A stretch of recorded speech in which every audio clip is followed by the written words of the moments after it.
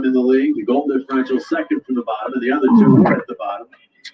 What's up, everybody? I know I'm a little late today, but I wanted to come on. It was my daughter's birthday party, so family comes first before sports. But here I am. Interference call. A stick hit the ice. Who is the call on? I suspect it would be the Islanders trying to block out on a face-off win in the offensive zone. So it looks like they're showing Clutterbuck there as the win, and then Clutterbuck does take. Okay, there you go. All right, that might have been a little bit of a make-up call. But anyways, sorry that I'm a little late today. I apologize. It's been, like I said, it was my daughter's 11th birthday party. So I am coming on a little bit late, but better late than never. Flyers are finally on the power play here, and hopefully they could do something. They have been really doing anything, nothing really worthwhile here, and now already down 1-0 in this game, but they got to be able to start to put something together. Oh. But hey, listen, what's up, guys? Glad to see us. Happy to see us. Like I said, I wish I was here a little bit earlier, but it doesn't quite happen that way. Thank you very much. I will definitely let my daughter know that you said happy birthday. I got her in the shower right now, so. But yeah, it was it's a little challenging to start this game off. Obviously, the Flyers, Moran spanking him, smacking that guy down. Like I said, I was only listening to it on the radio. And how about the Phillies with a big win today? I thought they shut them out. I haven't checked the score. I thought it was 4-0, but that was actually a big win for them. Take that. I'd love to see the sweep tomorrow. Eflin get that sweep.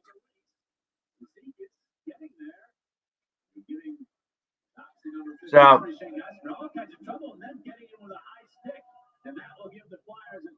look at that. All right, we're on a 2-man advantage here. I like it. We need something here. And look, we see our main man, Gostisbehere, back from waivers and back on the. Going back, Cizikas and Gostisbehere battling for the puck, and then Cizikas stick. Got him. Yeah, he got him pretty good. But all right, we need something here. We need a goal. We need a goal now. Let's go.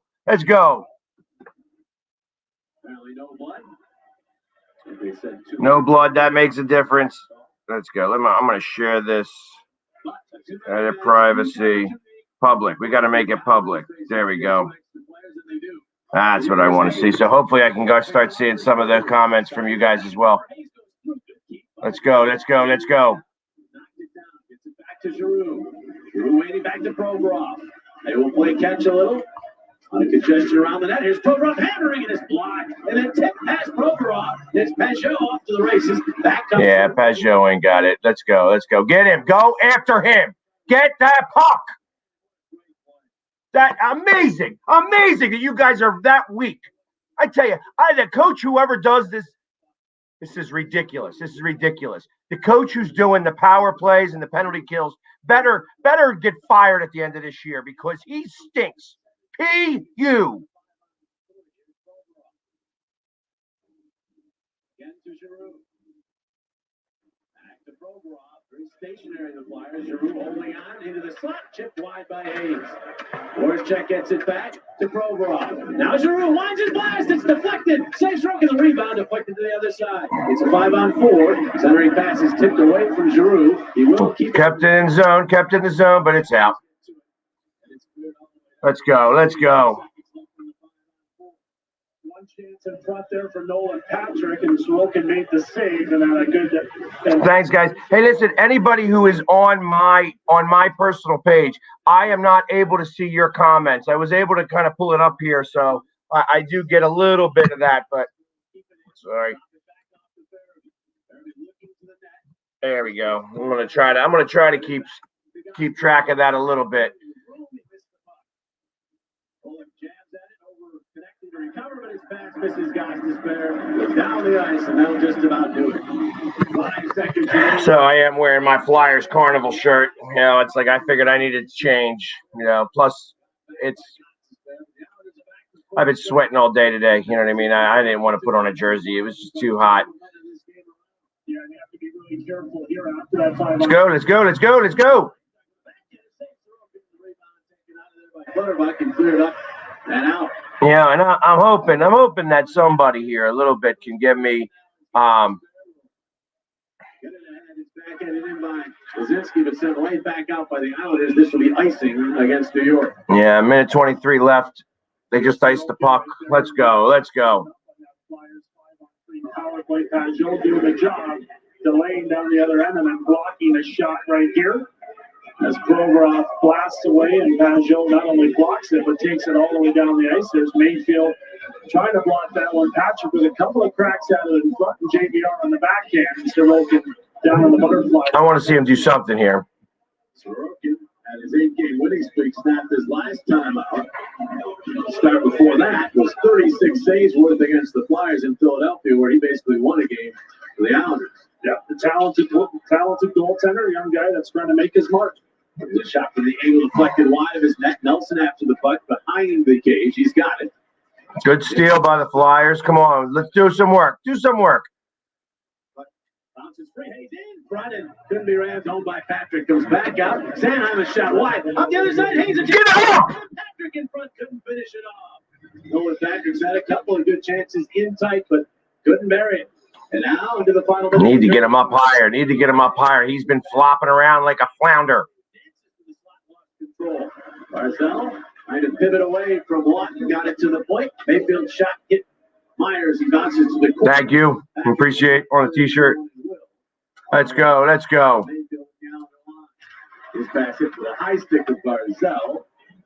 But the whistle is apparently the Flyers touch the puck somewhere in there as well. Islanders move ahead. Let's go. Let's do something. Let's do some. Good save. Huge stop there. Yeah, can't go giving up a second goal here. Cannot give up a second goal. In front here, that Nolan Patrick. Yeah, missed it. Then you got to get it above. You got to get it up high. He was flopping around like a flounder. There's a chance the blocker gets involved there. And then Carter Hart here. Look at Barzell wide open to walk in, and he can shoot it. That's a good glove save there for Carter Hart at the end of this period. 20 seconds left to go in the period.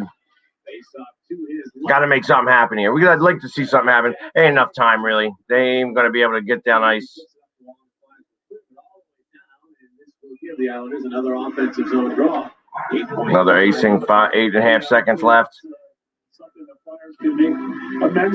It's all right. It's all right. I'm sure just because the way people are lotting on right now that they get through the period. It's time. It's time to start to talk about who do you think. I don't think that the Flyers are able to make a run here. I think that right now that Pittsburgh is the team that I would be the one that's most concerned about, but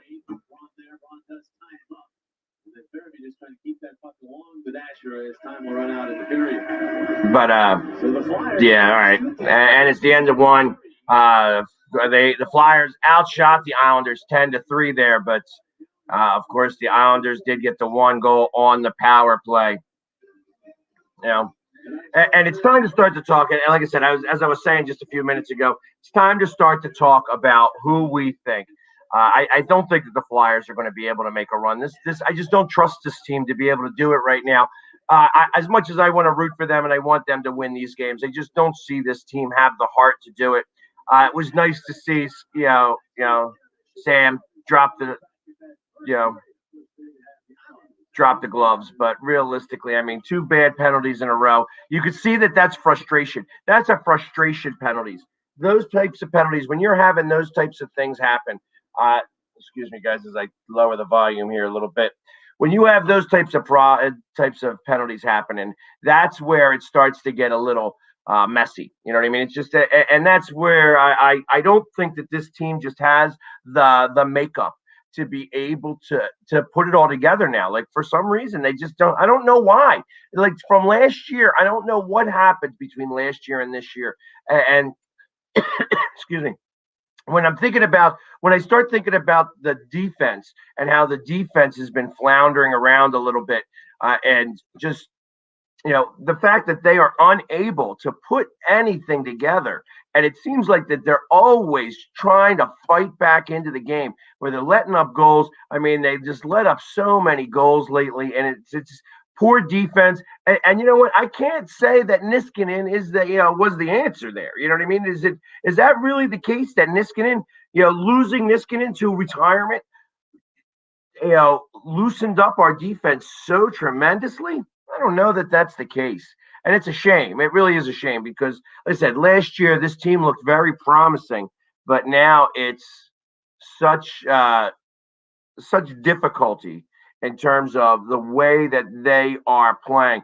That they're so different from last year in comparison to this year, and it's bothersome. It is bothersome. I'm a little upset about the fact that this team is so far behind where they were last year. What happened? Where did these things start to go wrong? I just don't know. I just don't know. And that becomes a little bit of a now what? Now what's going to happen?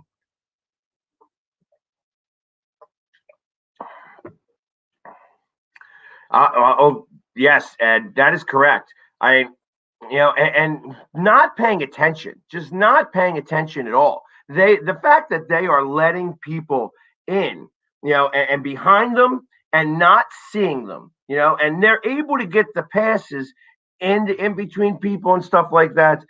It's bothersome to me. This is continuously bothersome, and I wish it wasn't that way. I really do wish that we'd have been able to do things a little differently, and that they would pick up the pace. Like that they would stop making the same mistakes over and over again. And it's not happening. So it's I don't know. I wish that oh, look at that. I am able to see something. There we go. All right. I am now able to start to see things happening from my page. Perfect, perfect. All right, that's good. That makes me happy because I have been having such a hard time trying to get things to happen from my personal page. But now I guess it's public because I made it public. We're able to see it. What's up, Melissa? How you doing? I was thinking about you. I got to get this hair blonder, and I tried to do it today or yesterday, and it didn't quite work as well. I mean, it's a little blonder, but it's not the same. So, but Melissa, just that's my girl. She's the one that does my hair sometimes. And like I said, when I do it, I burn my head. I had a couple of chemical burns that, they weren't so bad, but they were, of course, when you go to then you go to a professional, you don't get chemical burns on your head. Me personally, I get them. So anyways, but like I said, I agree, Ed, it's, you know what? And I don't know if it's exactly, the game against Boston out in Tahoe, that was the game that things started to really get crazy. And I don't know why. Like, what happened there that made things so ridiculous? I don't know. Like, but it's been super frustrating. Hey, exactly. What have you done for me lately? And the Flyers ain't been doing nothing. The Flyers haven't been doing much of anything, and it has been, you know, frustrating to watch. Frustrating to watch. I was talking to my aunt, and my aunt is probably one of the biggest Flyers fans that I know. And we were talking, and it's interesting when, I mean, she's been a season ticket holder for so long, and she hasn't gone to any games this year for whatever reason. She's gone. She's going to be back again next year, but she's been watching the games and things like that. And just certain things that she's been saying is interesting to kind of watch. Where I look at Braun as being one of the better defensemen, she's like, Braun stinks out loud. I can't believe that they got rid of Gothisbehere and yet they kept Braun. And I'm like, really? Braun's been the one that's been more shut down than anybody else. And she's like, he gives away the puck, he does all that stuff. And I was like, it's amazing that you're seeing that a little bit differently than I am. It's, and but I think that there is so much blame to go around this team. That how is it? And I'm going to give AV the pass here. I'm going to say that he's got to come back next season as coach because he hasn't been able to practice. They have not been able to do things to stop the bleeding here because it's game off, game off, game off, game off, game off. Where they're having 4 games in 7 days, and then and that 7 days never ends. It's always 4 days, 4 games in 7 days. It seems they don't even have many 3 days. 3 games in 7 days. It's always 4 games in 7 days, and it's just you can't have practices. You cannot continue to just beat these guys up. Yeah, and then we have an older team, so we got some young guys, and now I'm interested to see all the young guys. I want to see all the guys come up, and I'm starting to talk about who is expendable, who is time to trade. Uh, Realistically, I would love. I am I expect that they are going to leave Voracek open for the expansion draft. I also expect that they are going to have, when I look at the lineup, got Gustafson, Gossespair, you know, probably the entire defense short of Provorov. And the reason why I think that Provorov is probably safe is because he is the one playing the most amount of minutes. But you can tell he's getting tired out there. He is getting tired. I am really, I am really interested in seeing. I hope Voracek gets picked up by Seattle. I really do. I wouldn't mind seeing G being put out there too. Like maybe G gets picked up. The problem is G's on one more year of a contract. He's only got 1 year left. After that, it's done. You know what I mean? He's got one more thing. It's not so much longer. They only have like 18 more games left. So, and you're right. There's people. Yeah, the minutes are taking a toll on Provorov. It's just that there's no doubt about that. And I like it when Samarin he's always chirping before the game, just doing his thing and like, hey, we're gonna get things starting here. He puts them down early. Bam, bam, bam. Gets a good shot on him, bam. And see, that's when you gotta. Oh, that was a good shot. That was a great shot. They'll go at it again, I think, one more time today. I think that was round one. He did get him with a real nice shot, uh, but yeah, and that was pretty good to start the game off, but then the giving up that dumb penalty, that dumb penalties, and dumb penalties are the one things you cannot do right now, especially because your power play is the worst in the league, and if it's not the worst, it is like second to worst. You know what I mean? It's just so bad all the time, and I wish that it was better, but it's not. It's just not. I like the fact that they put Carter Hart back in here tonight. Of course, they leave him out to dry again. It's just like, okay, there's that pass, and you know, on the power play, somebody's behind them, and nobody's paying attention. Defense ain't paying attention. Couple of giveaways, giveaways in the zone.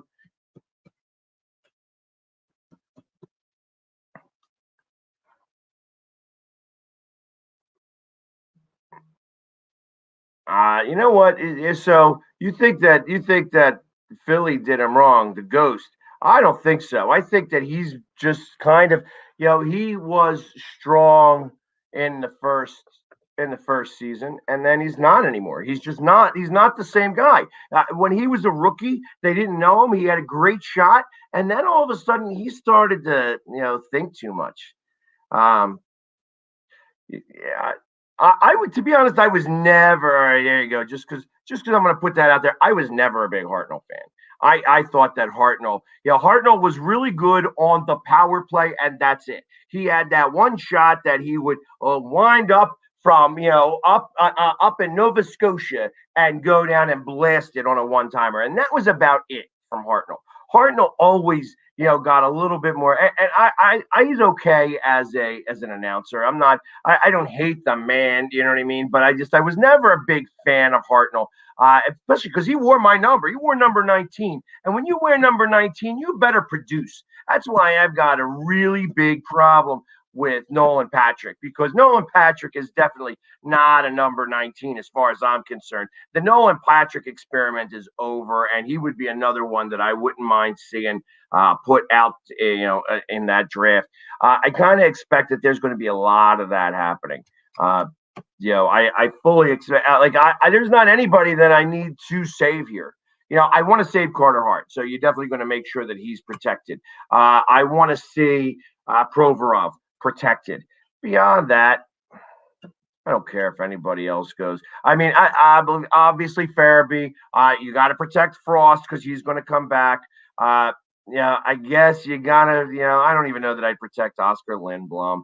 I would be seeing who's worth anything and trade away. Like, I think JVR is worthy of a trade. You're definitely holding back Farabee. Farabee definitely goes on the protected list. They're going to be able to protect some guys, but I think it's going to be easy to protect them because you could have everybody else out there. Farabee's protected. Frost is protected. Albe Kubel even. I mean, I think he's a good third liner, fourth liner. I guess you can protect TK. I like Lawton. Again, he's another really good third liner, but it's time to start trading things up, and changing this up. The team that makes the root of this team, it's time for that to change. Couturier, you got to keep Couturier. Obviously, I think that he's one of the guys that you absolutely have to keep. But other than that, like, everybody else is feasible to go. You could send them away. Bye. You know what? I don't think that Lawton's going to be dealt at the deadline. And although I think that he's probably one of the guys that you actually have that's an asset on this team, I don't know. I don't know that he's going to be traded. I think that somebody's going to try to steal Nolan Patrick, and I don't know. I might let them. I might let them do that. I feel like Raffles hurt. I know that he is a scratch today, and he's listed as a healthy scratch. I think he's actually hurt a little bit. My aunt kind of turned me on to that, saying that she thinks that he's hurt. I think that Hart's hurt a little bit. But Couturier, obviously, you're going to keep. I mean, he's like the only one that seems to be producing. There's a lot that we can, that I could say could go. Like the whole defense. I am so tired of hearing the name. On the power play that he gives up, that he's like the one that was supposed to be there in charge. Myers. Phil Myers is the one that gives up the power play goal every time. Every time he's the one out of position. It seems like it's like clockwork. I haven't been so angry about a number 5 for so long. I mean, it just annoys me. It just annoys me. When I think about that, I also think of like Brad Marsh. Brad Marsh was another one who always seemed to be out of position all the time. It kind of angered me. Chris Terrian sometimes. And those guys could go on and definitely do something better somewhere else. I wish them the best, you know what I mean? But I think that they are AHL players. I don't think that they're National Hockey League players. And I feel like that's part of the problem here. That is part of the problem. Was it really the fact that Niskanen was the guy? Was Niskanen really that much of a guy that he was able to help this entire defensive team? It just surprises me. It just surprises me that it's never, it's not stopping. It's just not stopping.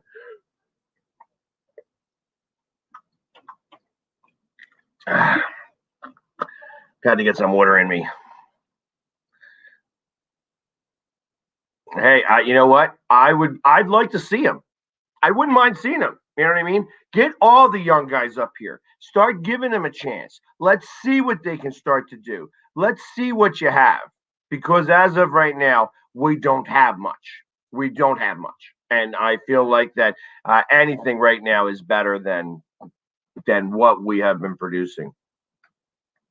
It's just been a fight. It has just been a fight, and I love this team. I love the Flyers, and I'm always going to love the Flyers. I grew up with them. They were it was the Flyers that taught me how to be a fan. You know what I mean? How to learn how to be a fan of sports in general. Like I used to read all the newspapers. I learned to read myself by reading the box scores of the Flyers back at like 2 years old. You know what I mean? So I have a deep ingrained orange and black in me. That's nonstop. It's always going to be this deep love for the Flyers. But his team stinks. Team stinks. I'm a realist. I'm a realist. I am a hockey fan. You know what I mean? I like watching playoff hockey. I love watching the Flyers in that, and this is, when the Flyers don't make the playoffs, I go through a small little depression. You know what I mean? Like it's like I miss that because I think playoff hockey is like the best time in sports. Uh, I think that's really, and I feel like overtime hockey in overtime in the playoffs is the most exciting thing that could ever happen in hockey. In sports at all. In sports at all. We're getting ready to get started back up here again. We're going to give it a shot here. Turn the volume up. Maybe. There we go. Lost the special teams. Exactly. We all bleed orange. Orange and the black. The orange and the black. It's upsetting that I don't get to sing that song as often as I'd like to. I'd love to be singing that song more than I do. And it's a shame that I don't. It's a shame that I don't. But so such is life. We will be able to move forward and get this. It's the COVID year. I kind of put it like everything else. And I kind of feel like that there's always this circular thing with Philadelphia sports. That Philadelphia, yeah, what a pass that was. What a pass that was. Lindblom like just beats Lindblom. Again, Phil Myers not paying attention. Just bad play. Bad play all the way around. Shame, shame, shame. But let's see if they got a better second period in them. I keep waiting for them to just turn it on, and all of a sudden that switch to get turned on and them to start to play. But I don't know. I don't know that they got them in them.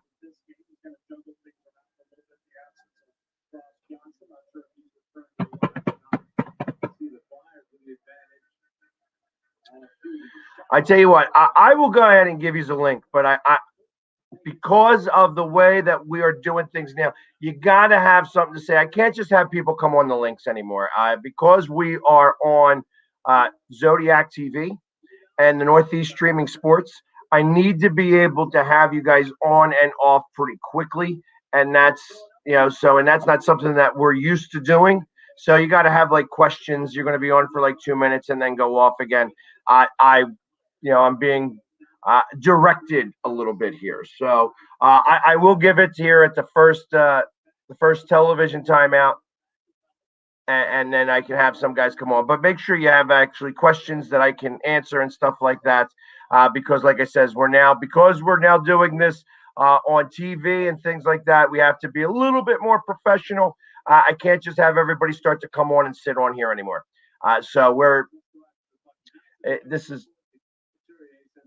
There we go. Gets it out of the zone. A minute through.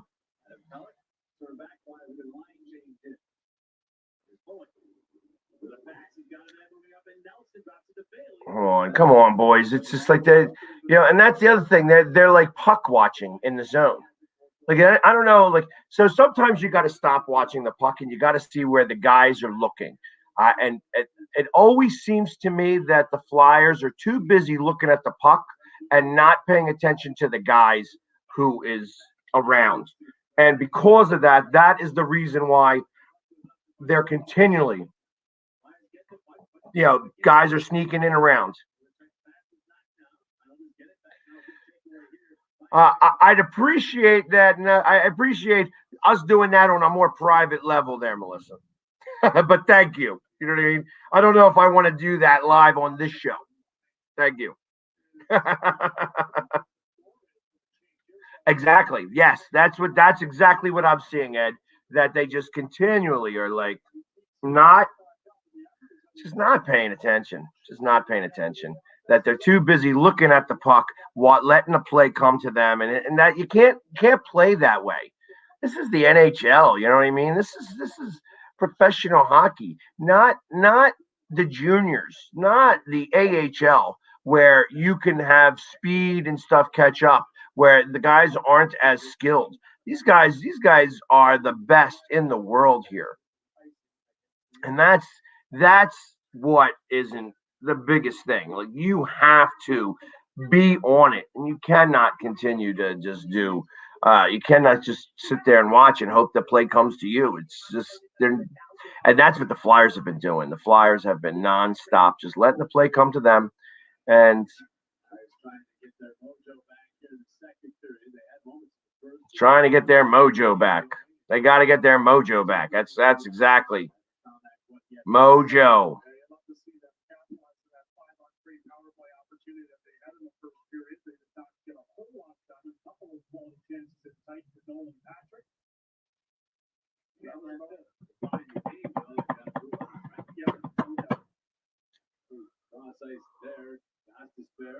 Yeah, it's weirdo passes like that. Like weirdo passes. Like, I'm going to pass it backwards this way. I don't even know who's there or what's going on behind me. I think that there's somebody there, so I'm just going to do that pass. They are those little passes. They're always little cutesy with the puck.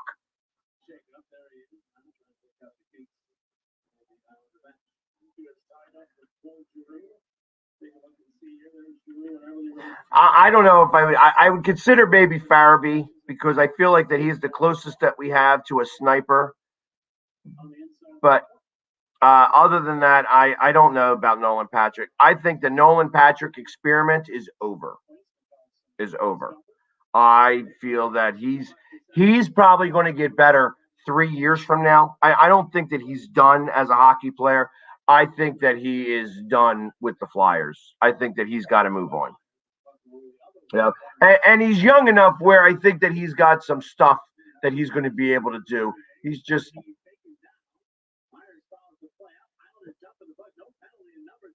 Yeah, there was Myers just doing a drop pass to nobody. That's another Myers thing to do. Oh, let me just drop that puck. Maybe forget to bring it with me. Weak. These giveaways.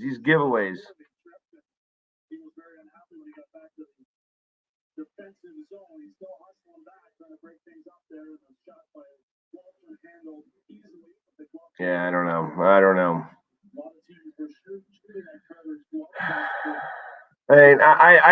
that was a penalty.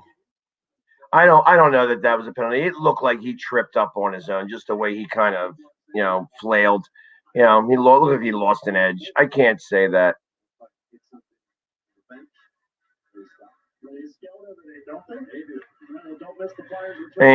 Although again, they might have been a penalty too, but I don't know. I'm so over watching the referees make bad calls anymore. I think that NHL referees are probably the worst in professional sports right now, and that was highlighted very much by the guy who got fired. I needed to call a penalty on him, and it was a weak penalty, but I needed to call a penalty on them right away. And that's I think that's indicative of refereeing in the NHL right now, anyways.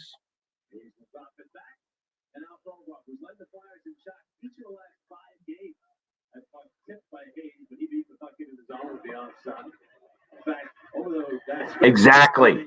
This is, you know what? I don't know how many times I've been saying this, Ed. They are one of the best face-off teams in the league.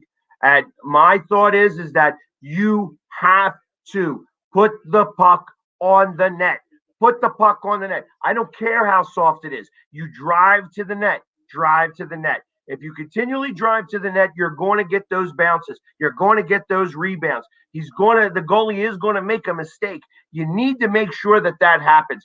That is half of the problem of what's going on. They're too cutesy with the puck. They continually looking for that extra pass instead of shooting the puck. And I tell you, I'm a big fan. Shoot the puck. If the goalie stops it, you get an offensive zone faceoff. You win the faceoff, which we do about 58% of the time anyways. You win the faceoff, and then you put it back on net again. And continually do that until you start to score goals. Drive the net. Drive the net. Drive the net. They just don't do it. They just do not do it. And it angers me. It angers me to no end. I don't know what is happening with them. I don't know what AV's teaching them. I've heard that AV wants them to do more shoot first. There's another giveaway. There's another turnover in the zone.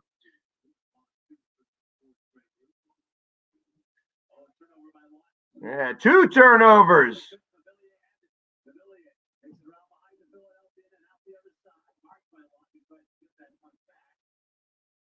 Still have it. Right back to Adam Pellet. Pellet to the middle for Nelson. Right side there, Pellet. He'll wind up in flat.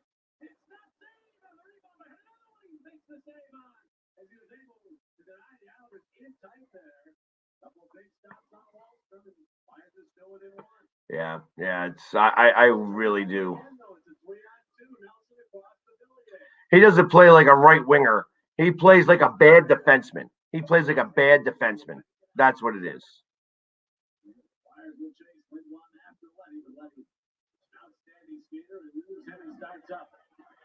Go! Come on now! Shoot the puck! You gotta put it on net at least. You gotta put it on net.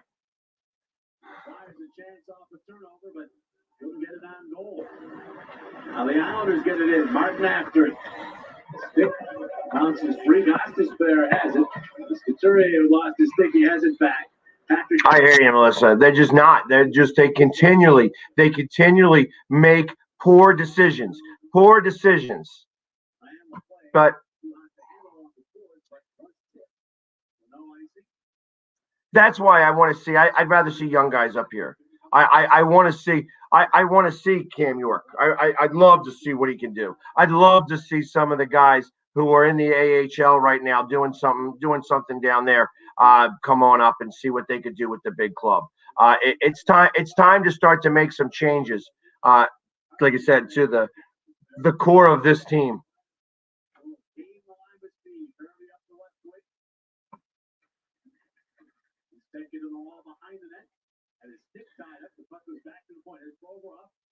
Actually, he took the shot. He just couldn't put it on net is the problem. That was the problem. He couldn't put it on net. Put it on net. Drive to the net. Put it on net. Let them drive to the net. It's time. It's definitely time. I need to see a change. And I have tickets to these games. I am going to these games.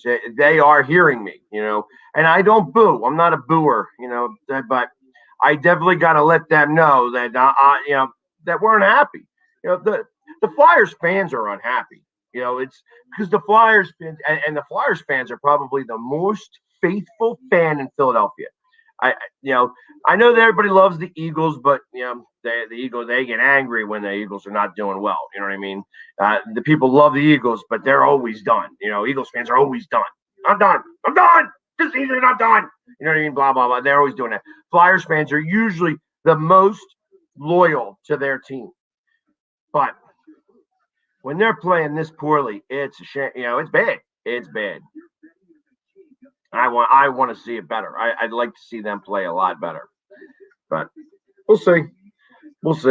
I mean, obviously they got, they're playing the Islanders. They got Boston, and they got Boston on Tuesday, and you won't see me on Tuesday night because I am going to be at the Phillies game. So I'm going to go watch the Phillies beat the snot out of the Mets, but they're going to be playing, the Bruins on the other side there, and I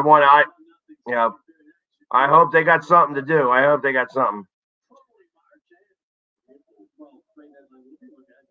The April 12th deadline, and I'm going to be doing a show on April 12th, so that for the trade deadline. I've been talking hockey with a couple of different guys, and they're going to be the final word in hockey is we're going to be having a podcast that happens at the end of right around 5 o'clock on the 12th to talk about all the trades that do or don't happen. I don't expect that the Flyers are going to do much. I wouldn't mind seeing them trade some players. I'll be honest. I think getting rid of some of these players may actually liven this team up a little bit. Yeah, Zach, I know that you're a little bit ahead of me, so you're probably about 10 seconds ahead of me. Since I'm not doing it with anybody today, I get to I can just kind of go with the flow here. I'm at 12:33, but there's a stoppage of play right now, so.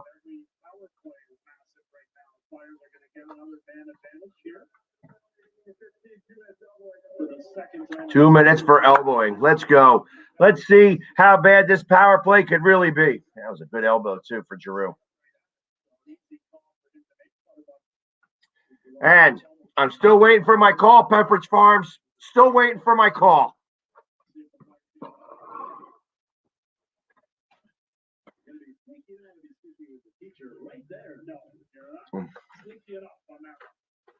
You're an expert at that, so yeah, you have to know where they are. It was a little easier when I was playing. There was only one of them most of my career. So the Flyers are the third. Did anybody think that they weren't going to see Gostis? What was that? What was that? Did anybody think that they weren't going to see Gostisbehere again? I didn't think he was going to get picked up. So it didn't surprise me that he was with the travel team and then came back. But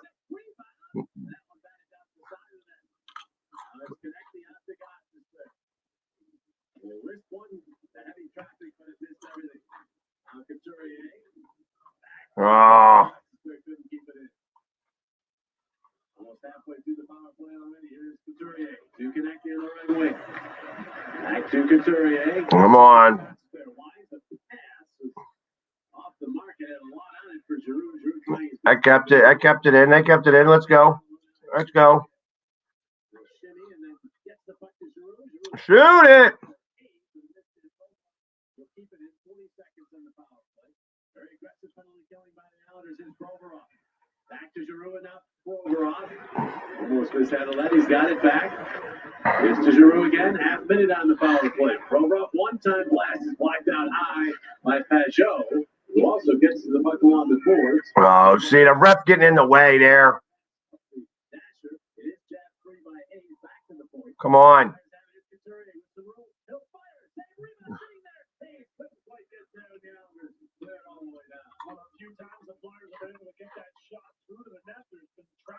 Thank you, Mickey. I appreciate it.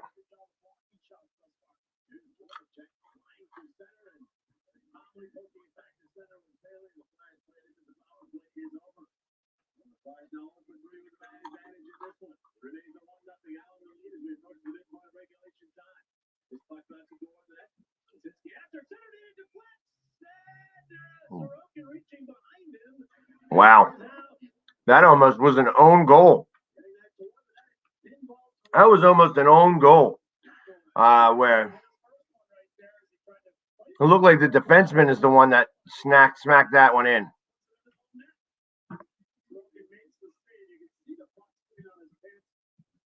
Interesting there. And then eventually he was able to squeeze it, but he was a little concerned there as he reached behind him. Thompson was concerned as well. White shot. Come on, Flyers. Do something here. Do something. Not putting it on net. They just got to continue to put it on net. And I know that the Islanders are really good about making sure that they are in the way. I mean, that's part of the thing to have happen. They got to.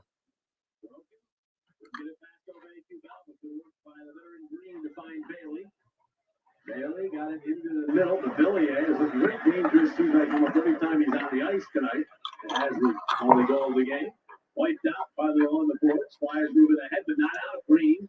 Cross ice Dobson. Come on. Come on.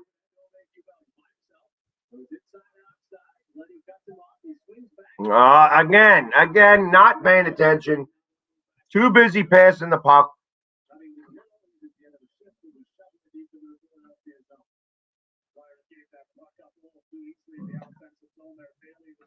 That's where you want to hang on to it if you don't think, Fires that one wide.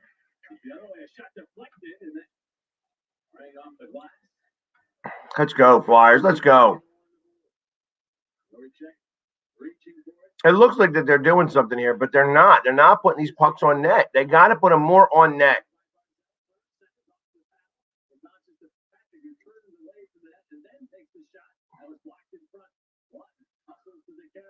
Up the wall, Patrick, your backhand with some air, hoping for a bounce to Voracek, but instead it's Letty. Through the boards by Voracek, but got it ahead to Barzell. Yeah. Beats back Hayes and across ice looking for Martin. Martin has the puck. He'll drop it. Along the boards, Barzell takes a look around. Got it back to the point, kept in, they say. Set up high over the cage. And then play stopped, as they say, with play with a high stick. Got you. All right.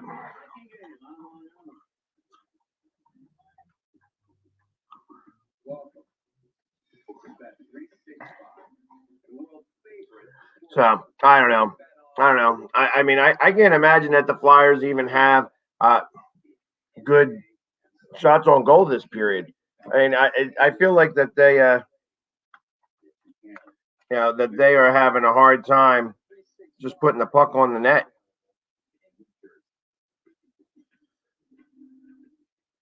Flyers did win. Sixers are up 14-13 halfway through the first period. I just want to see the shots on goal so far in this period, because I feel like, they're up 7-3, but those 7 shots have been horrible. They have been horrible. 0 for 3 on the power play. Cannot do that.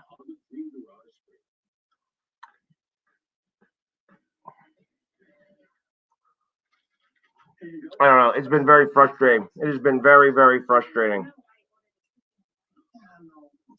watching this team. I can have people come on, but you have to have a question ready. You're only going to be on for 2 minutes time. I'm going to actually have a timer and everything, because I cannot have people just sitting on here anymore. We're doing this on TV, so we're going to keep it a little bit more professional here, similar to more to like a radio show. But no, not many quality scoring chances. And it seems like every time that they get the puck, they're going in the wrong direction. It always seems like they get the puck and they want to skate away from the front of the net. They're just not. All right, Ed. I look forward to it.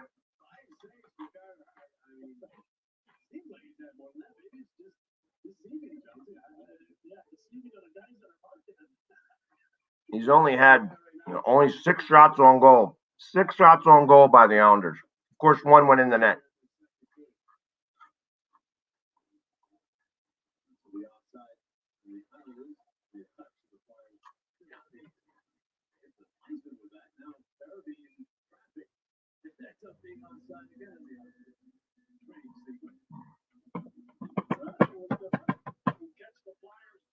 I am.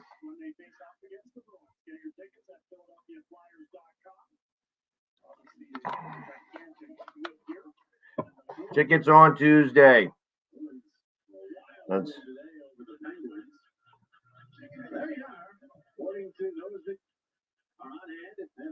7-5 as the Bruins won against the Penguins today. Sunday, the Flyers play Monday and Tuesday.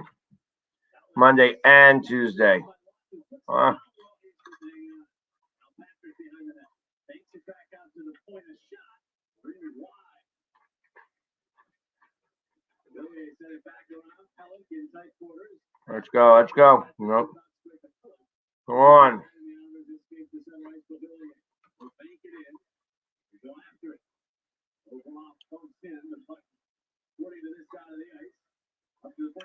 Ah. And they race in Walston.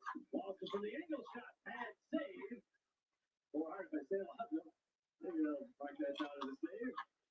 Gotta yell it from here. How are you, Mario? It's good to see you, bro, man. Happy Easter to you.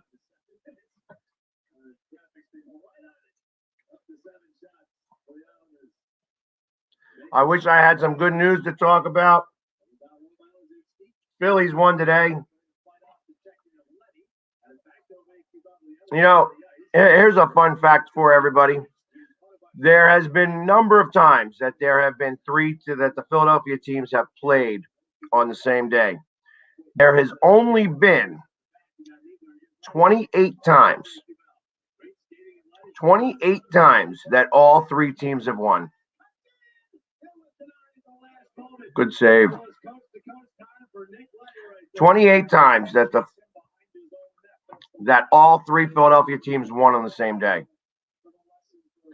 And there was only one time ever that all four teams won within a 24-hour time span. I'll tell you what, I'm going to write that one out. We'll see if anybody can come up on the date of when that happened. I'm gonna create a banner and say that's the trivia question.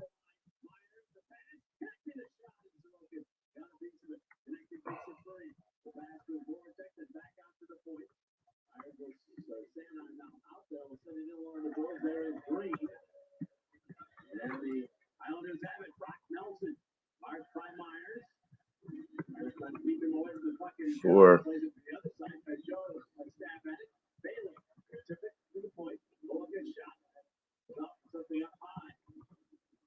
Gabriel Pacho around behind the net. There he cuts that off and then backhands ahead. And got it out of the zone and all the way down, but this will be icing against Philadelphia. Let's take a look at that play by Nick Leddy. He was the Islanders' best puck moving defensively. Krasinski going after. When you chase him, you got to be 100% sure because everything falls apart from there. You can see the hustle. It's great to see Tanner hustle all the way. There we go. That's your question. There we go. There's your question for you. Only one time ever have all four Philadelphia teams won in a 24-hour time span. They didn't even win all in the same day, but they did win in 24 hours from each other. What year was it?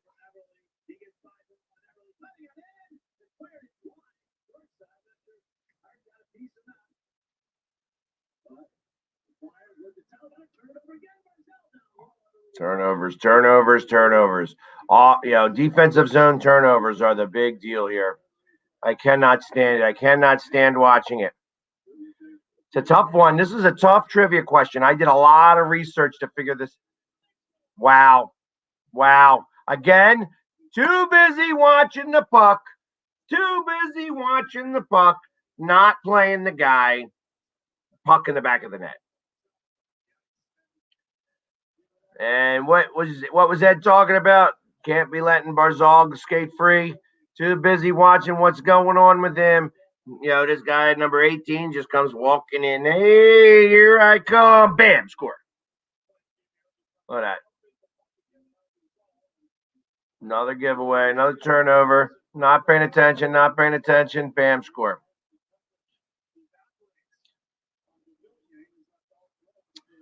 Rusty, I don't blame you.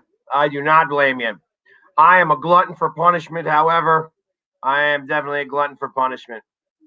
So that's why I'm asking trivia questions.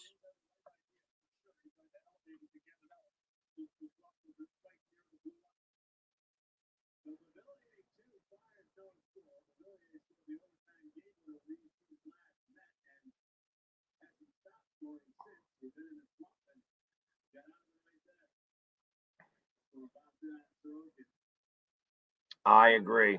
I agree, Rusty. They just don't have any heart right now. They have no heart.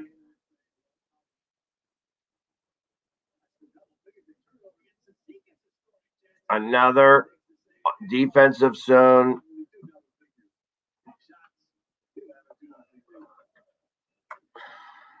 Matt, I don't blame you. I don't blame you, Matt.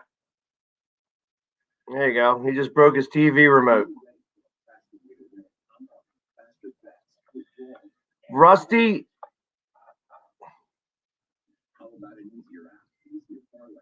It is 1980. 1980 was that time. So, yes, only one time ever have all four Philadelphia teams have won in a 24-hour time span. It was in 1980. The three teams, it happened in October of 1980, and it was October, I want to say it was the 21st and 22nd. I could be off. It could have been on my birthday, October 20th and 21st. But the Phillies won Game 5 of the World Series. Yeah, and 1983 was a good guess. 1983 was a good guess, but Rene Cruz did come up with 1980. And so the Phillies won Game 5 of the World Series. The Flyers won. The Eagles won. The Sixers did not play on that Sunday, but did play on that Monday, and they won. And that was the only time ever in Philadelphia sports that all four teams won in that 24-hour time span. There's been 27 other times that there were three teams that played in one day and they won. All three teams won. But it's not, and the last time that happened, here you go. Here you go. When was the last time? I'll use that as the next trivia question. Here we go. We'll switch it up now. We'll hide this.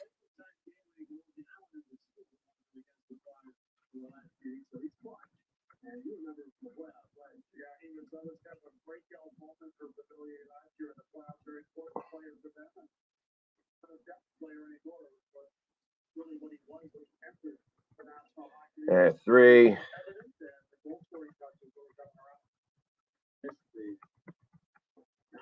Early in the season, not the first time, but very early in the season. Took a while to get his game back, but as I said, that overtime. There we go, and then we'll throw that up there. When was the last time three Philly teams played on the same day and they all won the game?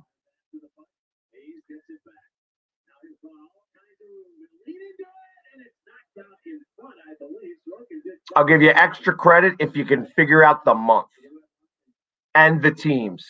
Actually, if you know the month, you'll know the teams.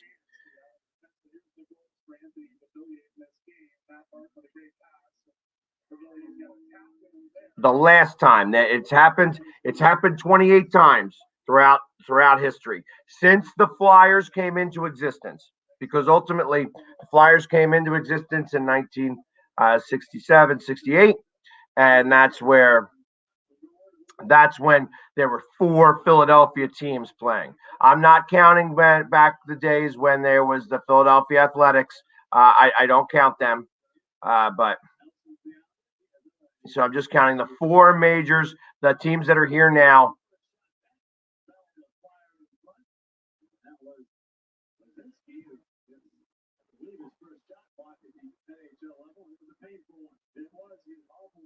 Yeah, I actually was 8 back then.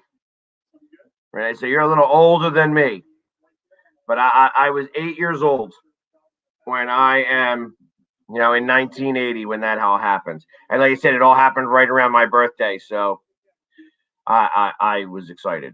The Phillies were a win away from winning the World Series, and they did it like the next game.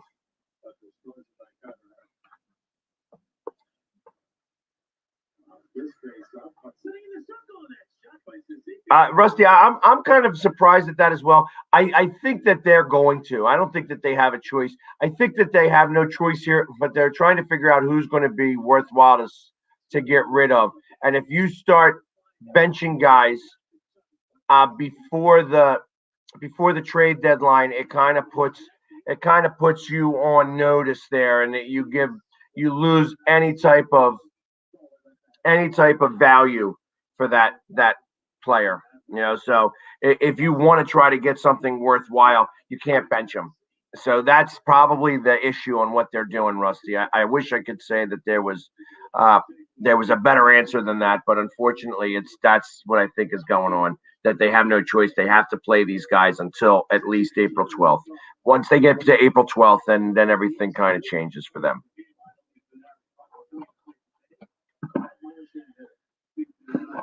If everybody's still here on April 12th, you're going to see a lot of healthy scratches.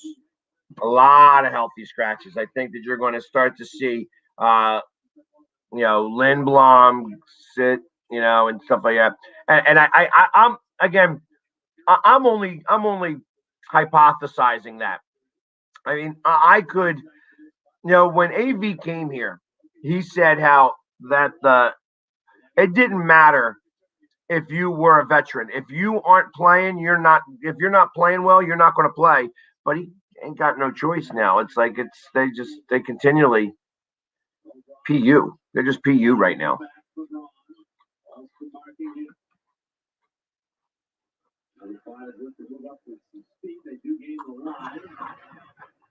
It's not up on the boards. Here's Couturier.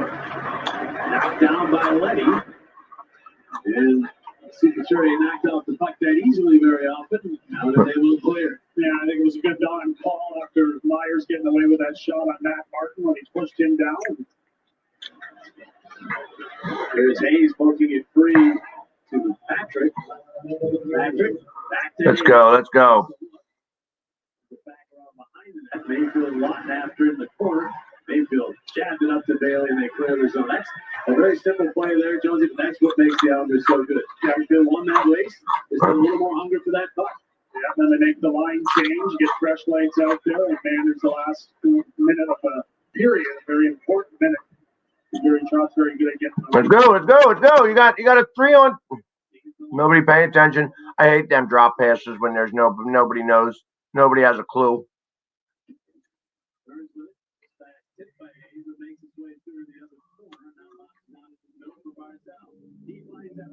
Everly gains the line, holds, drops it off. Barzell back to Everly, and his pass off a leg back the other way. Hayes has it. His pass for connecting 9 seconds in the period, and across the line. The line fire saves. Well, at least he got it on net.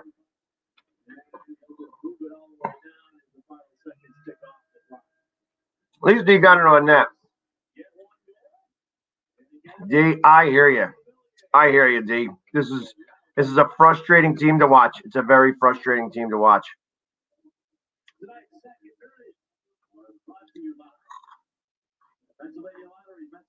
And here we are.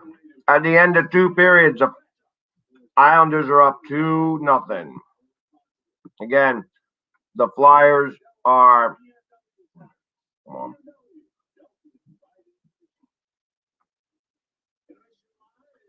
Flyers win the shots on goal in that period, 11-7. But it doesn't matter. They have 2 goals on 10 shots, 8 saves. Rusty, I'm okay with both of them going. I'll be honest. I'm a Giroux fan. I like Giroux. So I would like to see him go to a cup contender, and I think that he would do well with a cup contender. I don't know who's going to be able to take his contract. He only has 1 year left on his contract with next year. I think that there's only like 2 or 3 teams that could actually do it. Voracek, I could care less. Voracek, bye. Voracek. I wouldn't mind seeing him go. But again, he's got a harder contract to get rid of. You know what I mean? I'm hoping Seattle picks him up. That's the only team that's going to really be able to take Voracek. You're not going to see him trade at the deadline. If somebody trades for him at the deadline, that's going to be amazing. But I doubt it. The only way you're going to do that is to get rid of somebody else's bad contract. You know what I mean? And I don't see that happening because there's not many players out there that are making a lot of money. So unless you're taking dead money, because that's what'll happen. You'd be taking dead money. Somebody who retired and you got 2 more years left to pay him, or somebody who got hurt or whatever. Just that's the way it would be. But the Flyers stink right now. They just stink. They stink out loud. But I do have this trivia question. When was the last time 3 Philly teams played all in the same day and they all won the game? It has happened. I won't say it was recent, but and it takes some work. It takes some work to find out. I had to do a lot of research. There's only so many times that there's there's 3 teams that play on the same day. So now it's definitely happens a lot more often in the wintertime, but it does happen in the springtime too. And there is times where when there's 4 teams that will play. But that's rare. That's rare that all 4 teams are playing. And very rarely do you see all 4 teams playing at home the same day.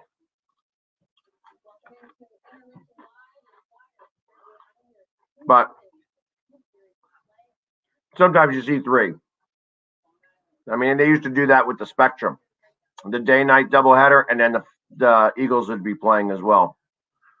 So that was always fun to do because I would work those games. I'd make a lot of money. I was a busboy at the Spectrum at a place called the Ovations Club.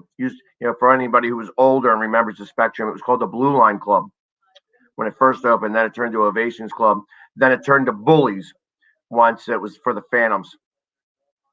And there would be times on Sundays when the Eagles would play, the club would open up for breakfast, and they would have this fantastic breakfast buffet before, for people that were going over to the Eagles game. And then after that, you would have, like a 1 o'clock Sixers game or a 1 o'clock Flyers game.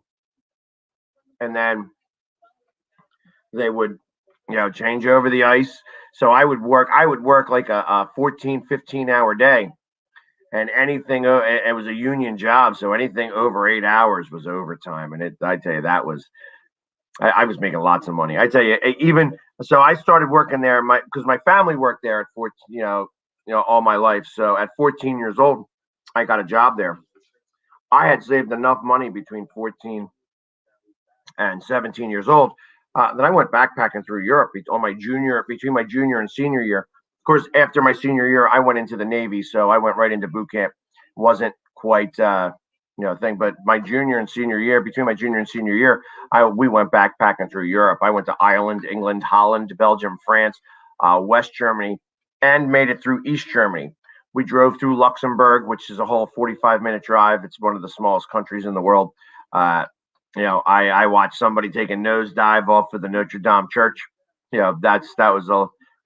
At 17 years old, that's something to see. Yeah, it wasn't a very good day that day, but got to see a lot of different things. And I've been traveling around the world. Yeah, I love traveling. Traveling's great. That's why I enjoy doing away games. I love going to different stadiums and stuff. I love seeing different things. But I'm also, like, when I went over to Italy, there's only so much that I can do of sightseeing. Ruins look like they're ruined. You know what I mean? You see them, great. Hey, you go see the things. You go through it pretty quickly, and then I get bored. You know what I mean? I want to do stuff. Where do I find? You go to the different to the pubs, different pubs. That's where you get to find what people are like there. You know what I mean? Especially England was a lot of fun. You know what I mean? I went to Wimbledon. I got to see a cricket match. I've done, black pudding. Black pudding is very similar to scrapple. Actually, it's different, but it's similar. So I've done all those different types of things. But then when I came back out of the service, I went back to work at the Ovations Club, and it was then called Bullies, and I used to work backstage. So I would set up dressing rooms for different acts, which sounds great. It wasn't so great. just when you're doing that, when you're dealing with high profile people, uh, they want some weird things. They want some weird things. I mean, uh, just some of the weird requests, and I couldn't tell you who it was that requested it, but like I had to get put together in one of the dressing rooms a bowl of gummy bears, but I had to take out all of the green ones. There couldn't be green gummy bears. Okay. M&Ms, same thing with the M&Ms. No red M&Ms, but that was a big deal with red M&Ms. The dye was like cancerous or something like that, so people started to think about that for a little bit. It was kind of funny, but I don't know. Some of it was fun. Some of it was not so fun. Like I said, going out and getting different things. That was like a concierge for the acts. If they wanted something, you got to go run and grab it. But a lot of great people I met too. Like I'll tell you, the one thing that really kind of touched me, Billy Ray Cyrus. Of all the people that in the world that they think of, Billy Ray Cyrus was a very the red dye number 5. That's what it was. Red dye number 5 would have allergic reactions and stuff like that. So I'd have to pull out all the red M&Ms. I don't know what the story was about the green gummy bears. Just might have been a personal thing with that person, but I just know I had to do it. And you got to have a whole bowl of gummy bears. You got to make sure all the green ones are out. So ultimately, what you're doing is you're taking them from one bowl, and and you're wearing gloves and everything, but you're touching every gummy bear. It's like I don't know if I'd want to do that either, but whatever. To each their own.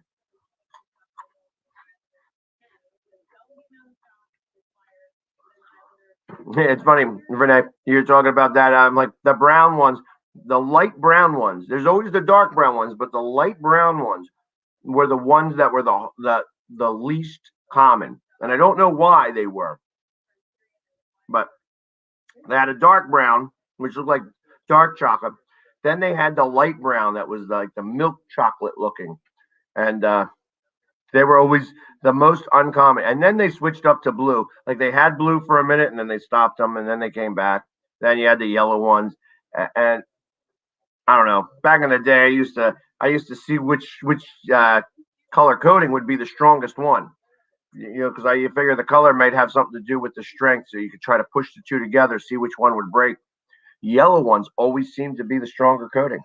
Don't know why that is, but if you put the two M&Ms together, the yellow coating always seemed to break the other colors. Little fun fact, nothing to do with hockey. Any answers on when was the last time the 3 Philly teams played and they all won the game? Anybody got an answer for it?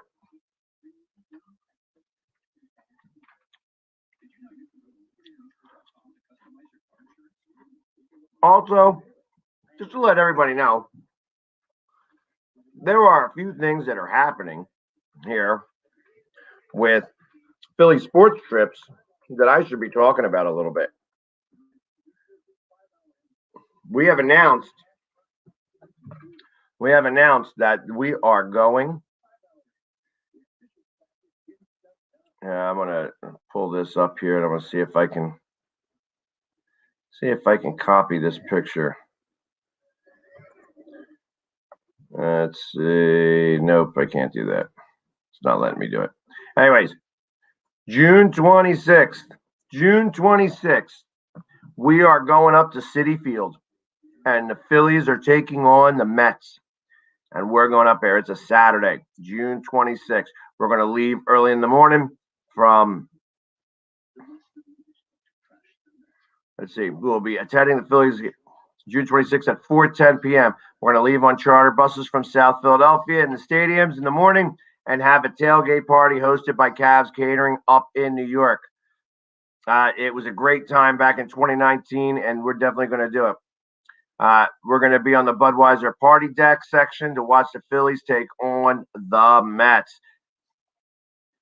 And we will all be back home on Saturday night after the game.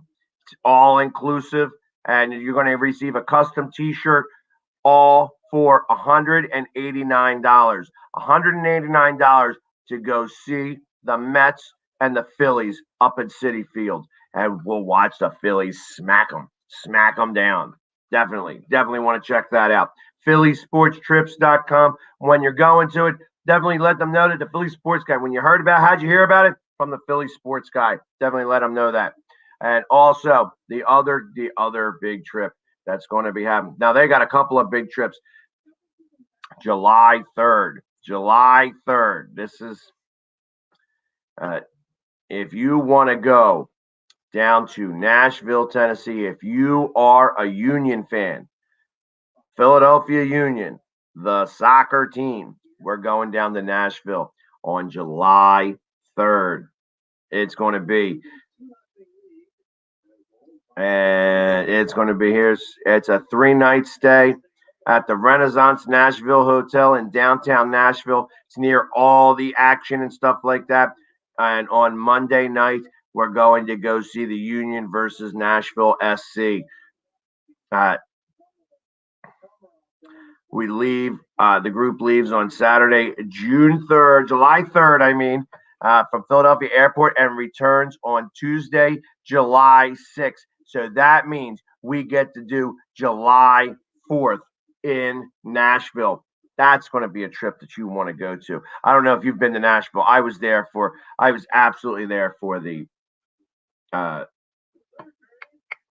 draft a couple of years ago, and that was amazing. It starts at $849 a person. If you are a son of Ben, if it's $8.99, if you're not a son of Ben, but I tell you, it's definitely something that you want to check out. Go to PhillySportsTrips.com. They said they got tons of trips, and like I said, everybody's getting ready to go for the Eagles game. We'd have people go to Flyers games right now, but some stadiums are good, some stadiums aren't right good. Arenas are good, some aren't good right now. It is what it is.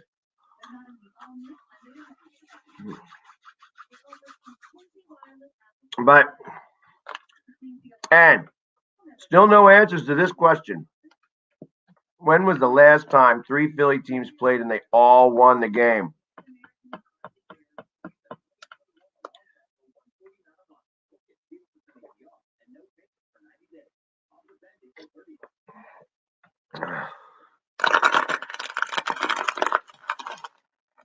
I know this is a tough one. It's happened a lot. Like I said, 28 times that there have been the teams have won, but it's been it hasn't happened in a little while. We'll say that.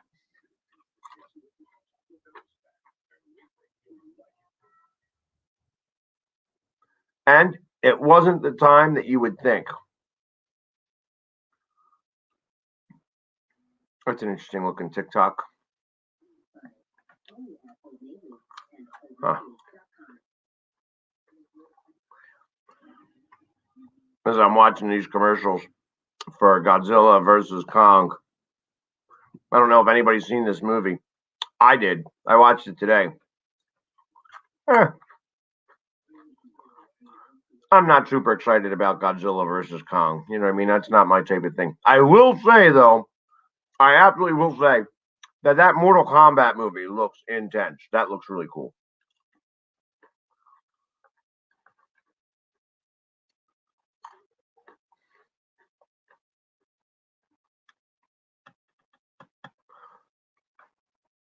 Anybody think the Flyers are going to come back? Anybody think that the Flyers are going to actually have something to say in this game? I don't know that they are, but I'm interested to hear if somebody thinks that they could actually come back and win this game.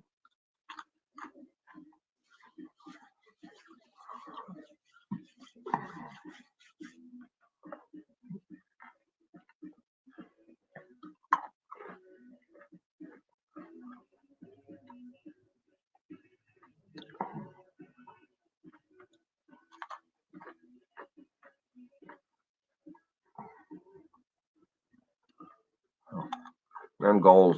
I can't stand them. Can't stand it. Not even a little bit. And we're on the third period. Trying to get underway.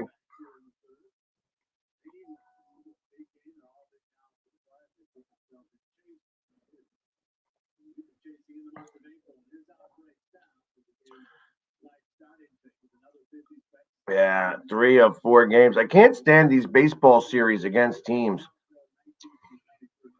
Yeah.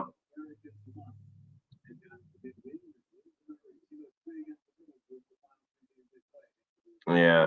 So Monday, Tuesday, Wednesday, and then we have 4 games in a row against the Devils.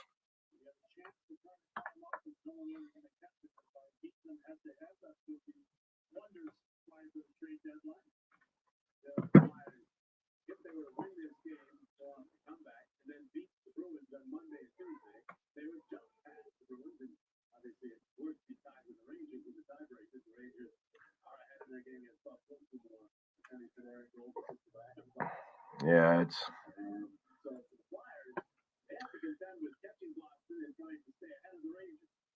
yeah.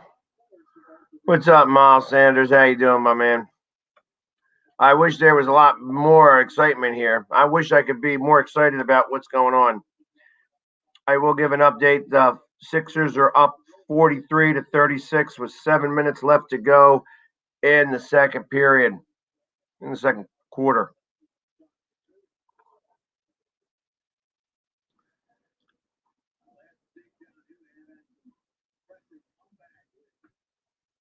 Yeah, they have had some impressive comeback wins, but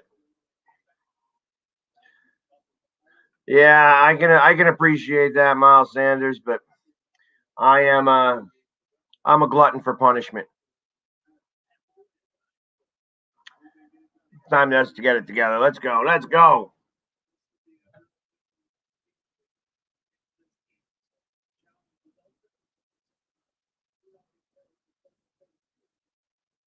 Let's see. It's a 2-0 hole to start the third period, and we'll see what happens.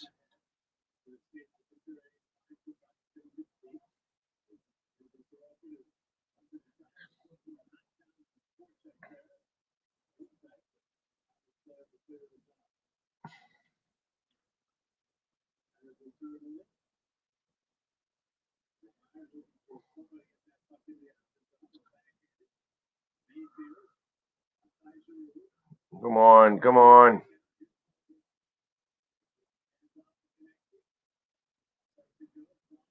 That was a good shot. It got through and everything. I like that.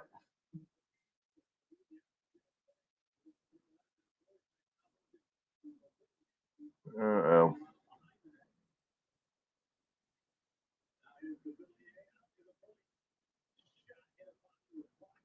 Why do I feel like that they scored again?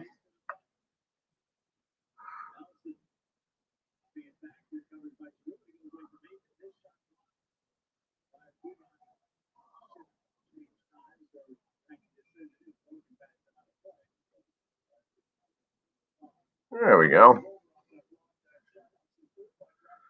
Let's see. Let's see.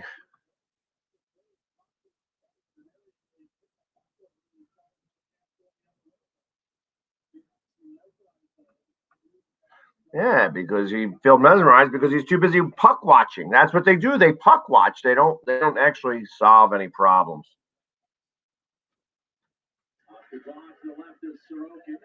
Patrick got it back to the point. Sabers shot. Save made to the corner, but Patrick had it tipped away as Islanders. Zizeki's got it out. Now he's on the puck. Hit across the Philadelphia. To the backhand. Send it into the blue paint. It bounces around and through. And the Flyers have it. They got to do something here. They got to do something. Let's go, Flyers. Let's go. With a quick pass, Zizeki's has it again. Up the right wing. Zizeki's around behind, ridden by Sanheim. Gostisbehere comes in to get the puck. Double.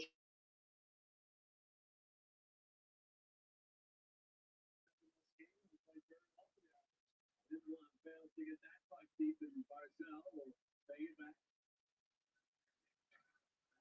Here we go. Here we go. Here we go. Let's go. Let's go. Let's go.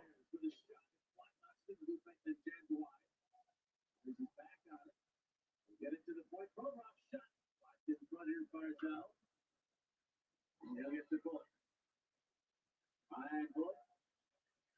Holding on. Now skating it in. Off on the right wing. Looks for the return feed. It's Everly sifting it along the dasher. Provorov gives to Myers, who was all tied up. Stick goes flying in the air, and there was Barzell in front. Boxed up. Here's the shot by Bullet Glove. Save, Hart. A penalty upcoming. Big save by Hart, but there will be a penalty. Yeah, Provorov's going to get the penalty. Yeah, I don't know why it is that I'm always getting behind there. Yeah, you saw that like a half hour before I did there, Ed. That.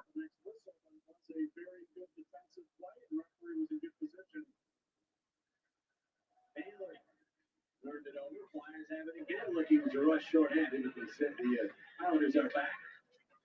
Wallstrom will drop the puck back to Letty.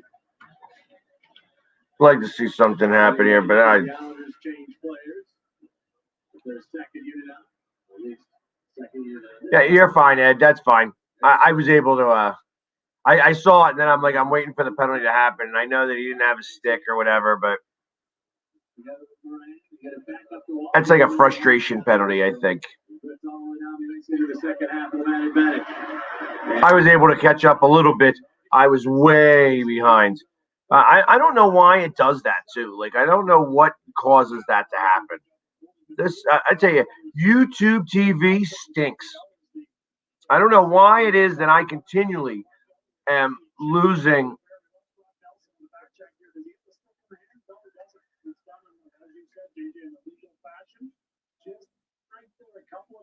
The stick enough to warrant a penalty, and we'll call that a good defensive play, which is tough to do in the game today.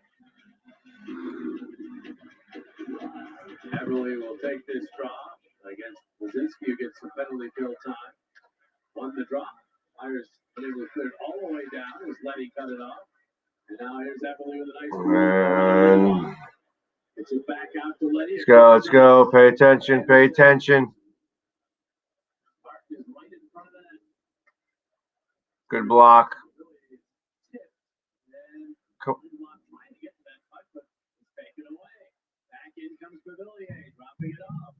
They're forever getting stick checks. Stick checks are amazing for other teams. I don't know why we can't seem to do it.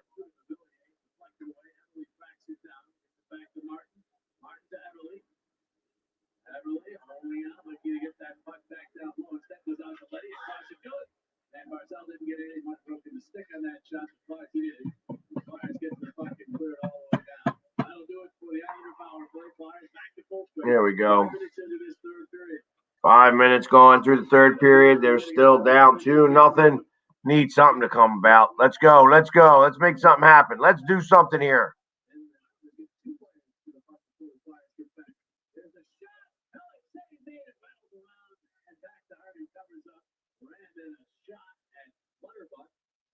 And the referee watching that one closely. That's not a penalty the Flyers can take. Yeah, Clutterbuck just ran over Gostisbehere. Moran was quick there to react and make sure Clutterbuck knew that he saw it. Here's the Islanders' puck movement shot with another rebound opportunity, and there goes Gostisbehere behind, and that's why Sam Moran was right to turn around and give a shot to Clutterbuck. There's a shattered stick by Barzell, and that one-time opportunity. That's right now. Yeah, I was gonna say they ain't doing much checking. And the Islanders, in the draw here, Moran has stick tied up by Clutterbuck. They scramble. Now it's Zizekas. Back out to the point. Bullock across for Pellick. Wrist shot. Was blocked. Bounces out this way. Zizekas was after it. Flyers have it instead. Henry Zyk across for Couturier. Gains the line. Waits. Shoot it. Come on. You said that a lot this game. A lot of block shots. There'll be a cross ice. That one tipped by Pellick. Gathered by Zizekas. Takes a hit from Farabee as he slides one out to center ice. Yeah, the Islanders are very trucks, always near the top of the league in blocks. Fourth in the NHL in blocks coming into play today. Yeah, we used to be good at that. We used to be good at block shots. I remember that. At DraftKings, the bucks don't stop flowing when the puck drops. Live betting adds a whole new dimension to your hockey sweat. So download the DraftKings. Not anymore. Not anymore. We don't seem to be.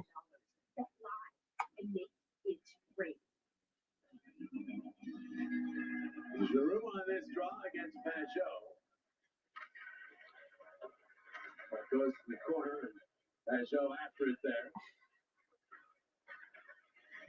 Voracek and Giroux get the puck away from him again. Giroux will send it up the dasher. Konechny is checked. Got it back. They've been doing a lot of good stick checks. A lot of good stick checks. Come on. Yeah, they get one in.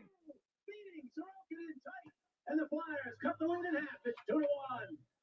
A really determined look there on Claude Giroux's face as he banks that off the goalpost and in. Good job on the forecheck by Travis Konechny. Takes Wahlstrom out right there. Wahlstrom trying to hit him and goes in awkwardly, hits his face right on the ice. And Travis quickly moves that puck. There's this.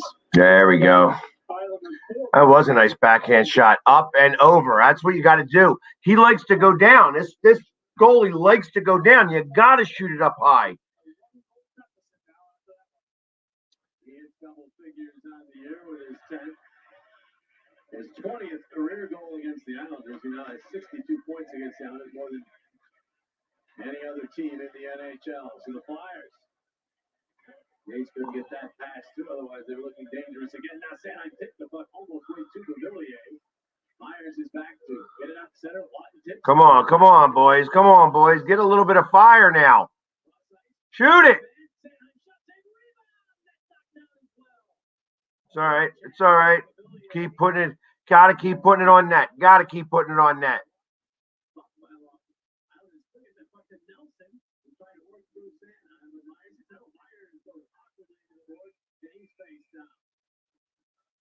Myers stumbled, lost his balance as he was getting to the board. He's obviously in a lot of pain and going right off.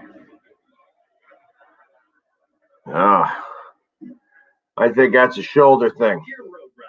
Looks like he might have did his shoulder. Hey, listen, guys, I haven't done one yet, so I got to do a quick station identification. So I'll be back in 90 seconds.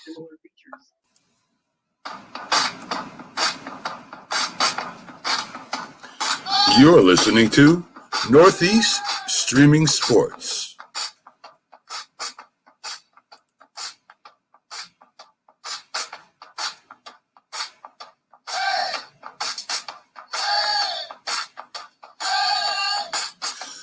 A group of independent podcasts came together under one umbrella to give you a network that streams from Northeast, New York, down the East Coast to Louisiana, and across the Atlantic Ocean to the United Kingdom.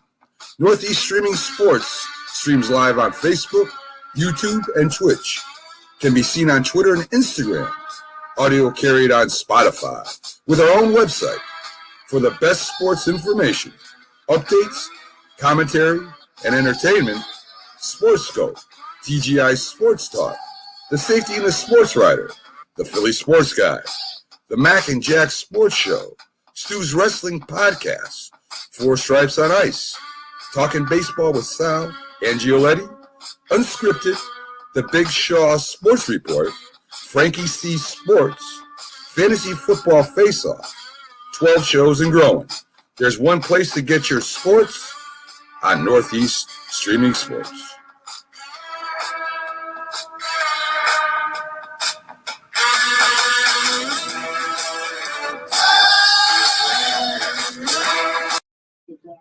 Hey. You see Brock Nelson immediately signaling for the referees to blow the whistle. And there's a heavy collision into the boards there. Upper body. No give down there. No, there's not. He went right to the locker room, holding his arm close to his body. And pass called there, so the whistle.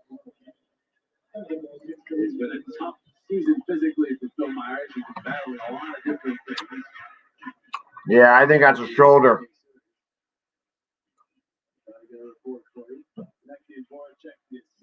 on the 10th of the year for Giroux to make this a 2-1 game. Although Wallstrom needs some repairs after his tumble to the ice at the other end. A tough game. But it gets tougher as you move closer to the playoffs and into the playoffs. Come on, boy. Huge trouble. Everly's knocked down. Got it to Barzal. Everly stopped by Hart, and Hart's got the puck. Huge save for Carter Hart. There will be a penalty, but Hart able to keep it a 1-goal game. Yeah, a little frustration from Barzal right there. You'll see Provorov here get tangled up a little bit, falls down, tries to trip up.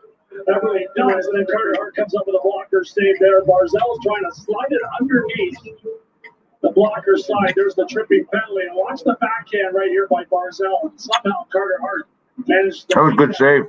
Good save by Carter. And the Islanders still heading to the power play here, but had a chance to go up by 2 on that Barzal breakaway. He does not miss. Ridiculous. They continually do this over and over and over again.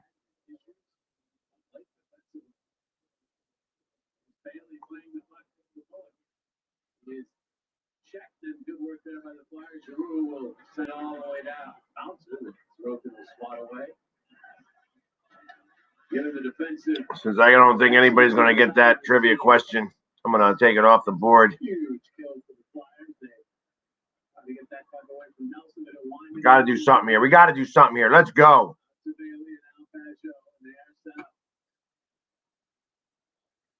Bailey and along the board.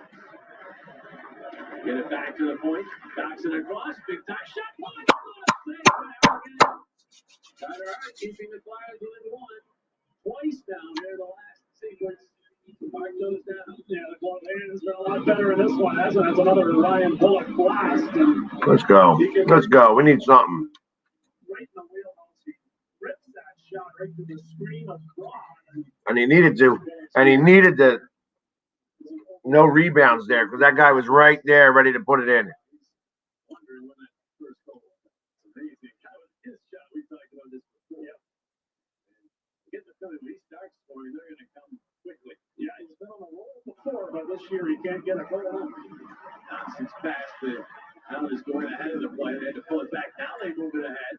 And then the cross-ice pass intercepted. Couturier will have to go back deep in his own plane up the wall. Right. The Flyers do. They're in the zone. 50 seconds remain on the Islander power play. Just past the 9-minute mark of this third period.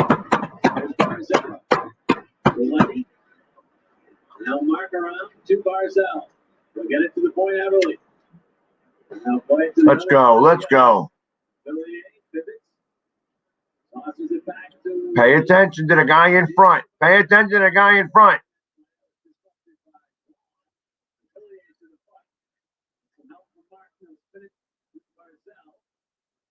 Barzal up the wall, now changes direction.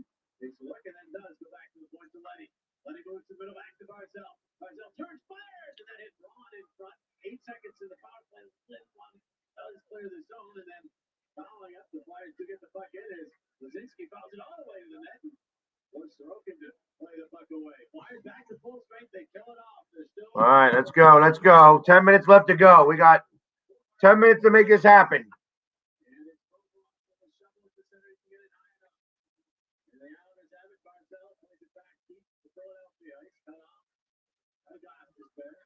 Takes the puck back from Voracek and steps right into trouble. The backhand, this one up high. There's Konecny off his glove. Then an Islanders will play to continue. Through off to Konecny. Quick shot. Put it off now. Voracek around. Come on, boys. Come on. Put it in. There you go. Bam! That's 2, baby. That's what I'm talking about.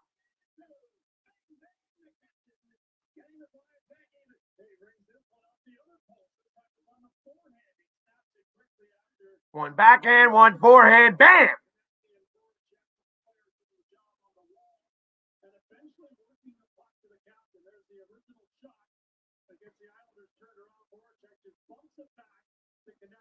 Right. Bam! What a great wrist shot that was. We ain't done yet. Right, exactly. Exactly. And they have a turnover. They have a turnover that goes the way it's supposed to. We ain't done yet. We ain't done yet. We got more work to do. We got more work to do, but it's nice. It's nice to see another turnover.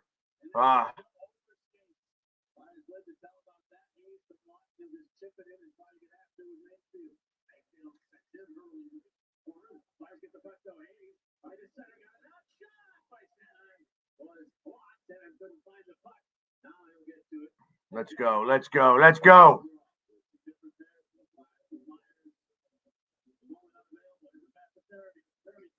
Shoot it. That's right. That's right. I'm all right with that. I'm all right with that play. And a TV timeout. Yeah, I was just about to give that call. 64-60 at halftime. Flyers, 8 minutes and 40 seconds left to go in the third period, tied at 2. Both the goals by G. Actually, two guys scored all the goals so far. Bouvier, or whatever you call his name is, Bouvier, he scored at 12:01 in the first period, 15:40 in the second period, and then Giroux at 6:38 and 10:32. That's what I like to see. I like to see that. Let's see him get the natural hat trick.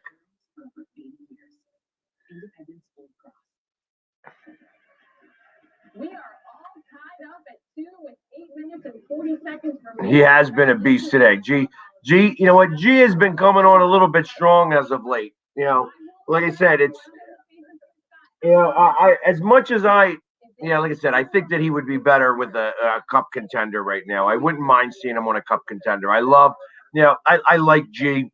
You know, I know that I'm critical of his play as well, but.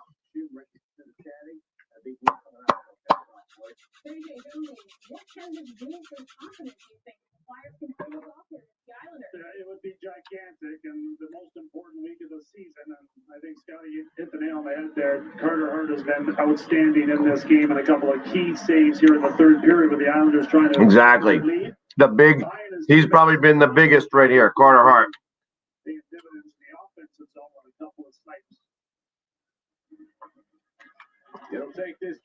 I agree, Zach. I agree. I'm a G fan.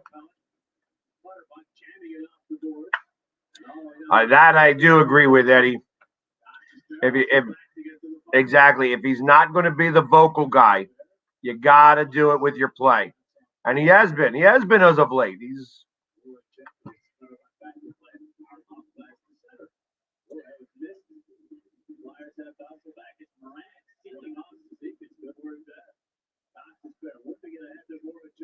Oh, come on, guys. Poor passes by Voracek. I feel like he's just lazy about it. I feel like that's his problem a little bit sometimes. He's just lazy.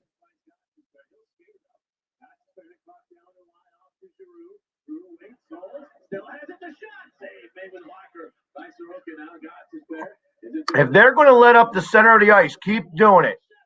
That's right. That's right. Keep going. If they're going to give up the center of the ice, take it from there. You got to take it.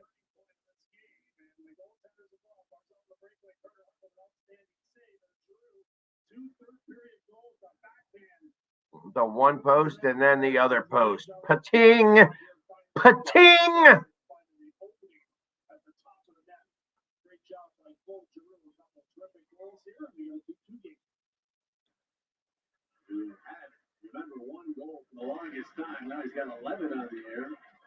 Let's go. Let's go. I didn't hear no bell.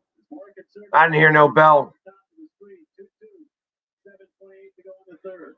They're in back ahead. Couturier trying to get that through, but Villiers knocked it down, and now Mayfield ahead. Rolls it. Hart will play it. Santa will move it up. Myers is on the ice. He's back on the bench. There he is with a puck. He'll backhand in. So that's great news for the Flyers. That looks serious. Here's Couturier trying to fish this puck free behind the net. Yeah, they said he's fine. Oh.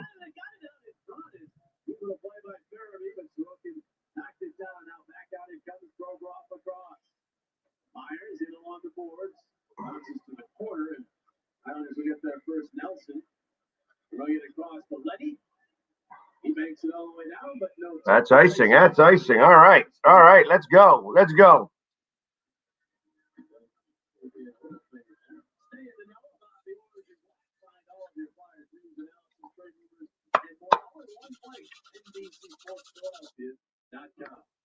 Some tired Islanders on the ice right now. That icing, Phil Myers was asked by Shane Gostisbehere, "Are you all right?" He said, "I'm fine." That is good news for the Flyers. That was not a good looking play as he went into the boards awkwardly. Let's go. 3 players up in a minute on this shift. Flyers need to win this draw and take advantage. They get the draw one shot. Hayes. And it was blocked.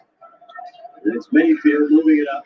And whipping that puck deep. 6.5 to go in the third. Here's All right, let's go. Let's go. Let's go. On pass. It was tipped, so no icing. Eddie Green there. Long from Martin. He's tied up, but got it to Zizekas. The Clutterbuck to the middle. Now by Provorov. The Islanders are there to hammer it in. Braun. After Zizekas. But Right. Come on. Come on. Another giveaway in the zone. Got to be smarter with the puck.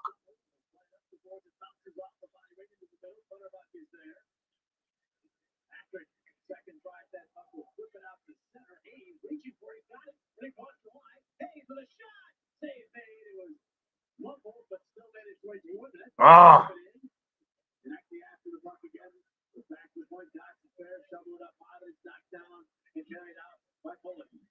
Going to the Philadelphia line, stopped by Gostisbehere, tried to go across ice, made its way through. And I'm up. Voracek gains the line around one. Put it on net. This is Barzell. Yeah, Barzell with that pass. It becomes icing instead of a Barzell. Nice, nice. Let's go. Let's go.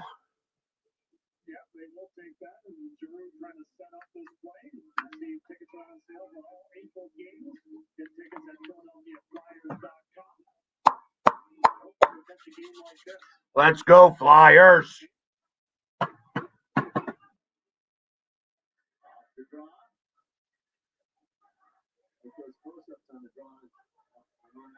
Yes, they do. I'm going to figure out sometimes it's Anaheim. Sending it through Voracek. Deep into the Islanders zone. The other way, it bounces to Voracek and put it to himself. Voracek takes it to the corner. Voracek trying to one-handed through the Konecny. Konecny's got it now. Touch pass right back to Jake. Voracek banks it. Sanheim shot into traffic. Oh. Konecny with a dribble wide. Konecny wins another puck battle. Turns to the puck and then lost it. He goes back after it, but it's Barzell instead. Back Barzell up the right wing. Trying to cut in the middle. He's stripped clean by Sanheim. Travis Sanheim sells things 435. Let's go. Let's go. We got more work to do. We got more work to do.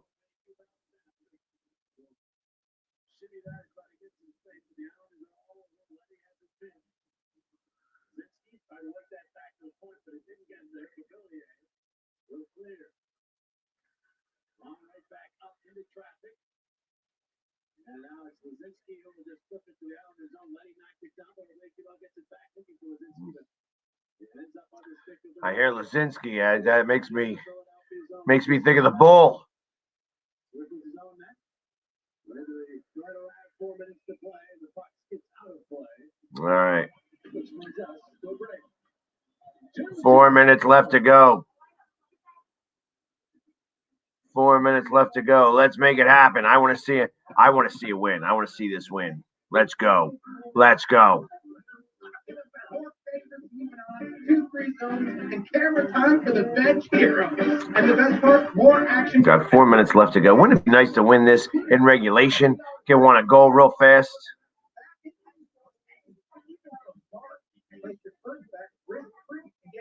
Let's see. Let's see. I think they do it. I think they can come back. I think they're going to come back and win this one. I don't think the Islanders have it in them tonight. And again, the Flyers are winning the shot battle. in this period as well. 10-6. I mean, they've outshot the Islanders 31-16. But the shots that the Islanders have been getting have been like high-end chances. I mean, I think that the Islanders are what? They got probably they have to have like somewhere around 12 or 14 scoring chances in this game. This doesn't really give it the stats like that. When you're ready, we're ready. Yeah, that doesn't. The RAV4 Minutes to Play is brought to you by Toyota. Visit Toyota.com to find your 2021 RAV4 Toyota. Yeah, it doesn't really say scoring chances here. Doesn't give them that stat. Those are bucks that entered the net. You talk about shots. Flyers have been a very busy team. Shots attempted. More than a 2-1 advantage to the Flyers. 53-25. That's against the team that's only lost once in regulation time in this building. And back in March, a month which we've already talked about, didn't go well for the Flyers. They had the third best shot differential in the league. Go figure. How do you explain that? I can't. So that was a Yeah, that's. The games where they played well and won, which was not that frequently in March, they did really play well. Some of the losses, they were blowout losses. So I think some of that put a dent in some players' confidence. There's Couturier sending it in. They get a lot of confidence for the win in this one. As the puck goes back to the point, a shot blocked off by Cizikas. The play up the boards didn't get much on that, but Martin is able to pull it to center. Drilled right back in by Philadelphia.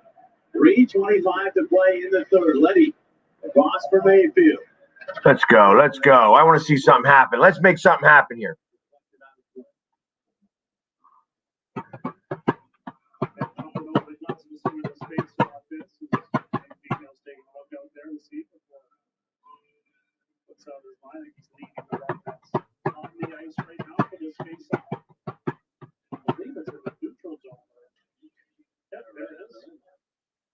So the Flyers win it.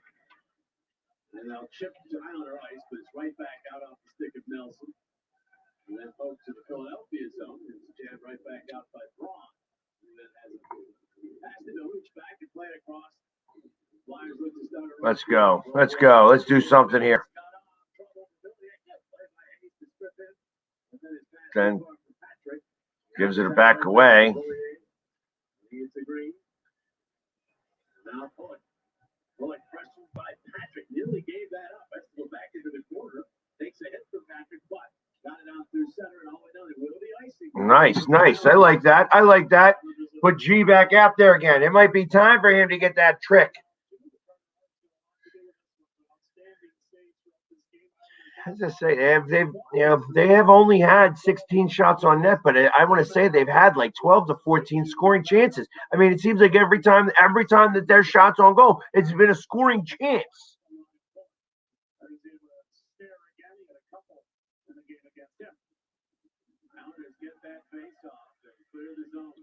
Tell you, the Flyers have lost all the faceoffs on in the third period on icings. They gotta win a couple of these faceoffs if they want to win this game.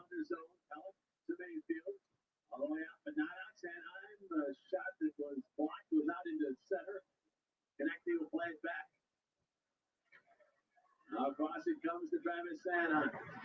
His stretch pass too far for Giroux, becomes icing.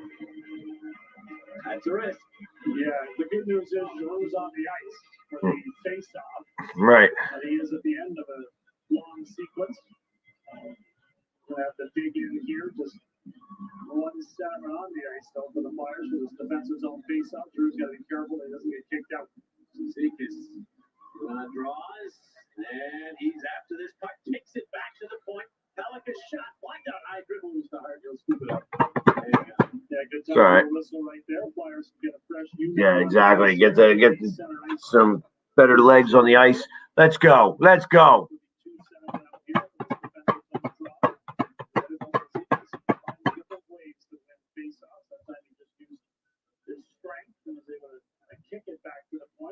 Flyers, I feel like, have lost a lot of the face-offs in this game. Just in case. 4 of 14 draws in this game, but Flyers get this one. Couturier will move it ahead. and he couldn't get the puck deep, and the Flyers ended up even being offside. Islanders will play it down the ice. Ron gets to it. The other boys, a turnover in front. Save hard up of Conrad. Didn't get much on it, but Hart still had to get it away. And Riesling turns it over at the Islander line, and it's played back into the Philadelphia zone. They're pretty solid in that area for most of this period, the Flyers, but a couple of turnovers there. Right. Got to stop doing the turnovers, the giveaways. Played nicely by Farabee deep into the Islander zone. Farabee taken into the boards by Nelson. Got the armor on him a bit, but this late in the game, they're going to let that go. And now Bailey scoops it up and toward the line. And now it's out to center. Just a scrum, and finally the minute to go left in the third period. Let's go. The third period, 2-2 game. Here's one. Flutters it deep to Islander ice. Hayes tries to get in on the forecheck. Hellick instead to Pavillier. Pavillier will play it off the boards ahead. There's Bailey shoveling to the Flyer line. Glove down there. Let's go. Let's go. Go ahead and put Giroux back out there again for the last 45 seconds. Let's go. Was off the stick of Giroux deep into the Islander zone. Mayfield is able to get to it. Mayfield to Barzell. Barzell around one to the Flyer line. Barzell the shot. Chest save. Hart and Hill hanging up to the game.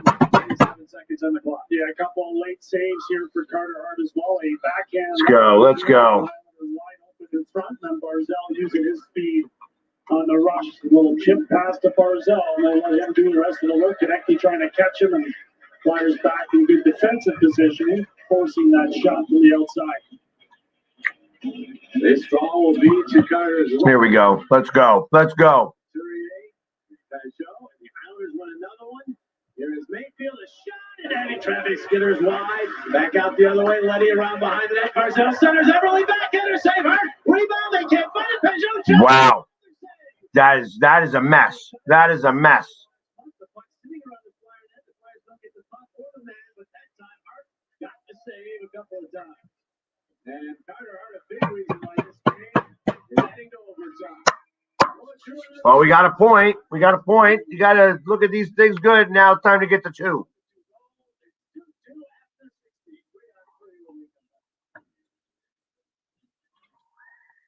Flyers have been good in overtime. I like to see it happen. I like to see it happen. Let's go. Let's go.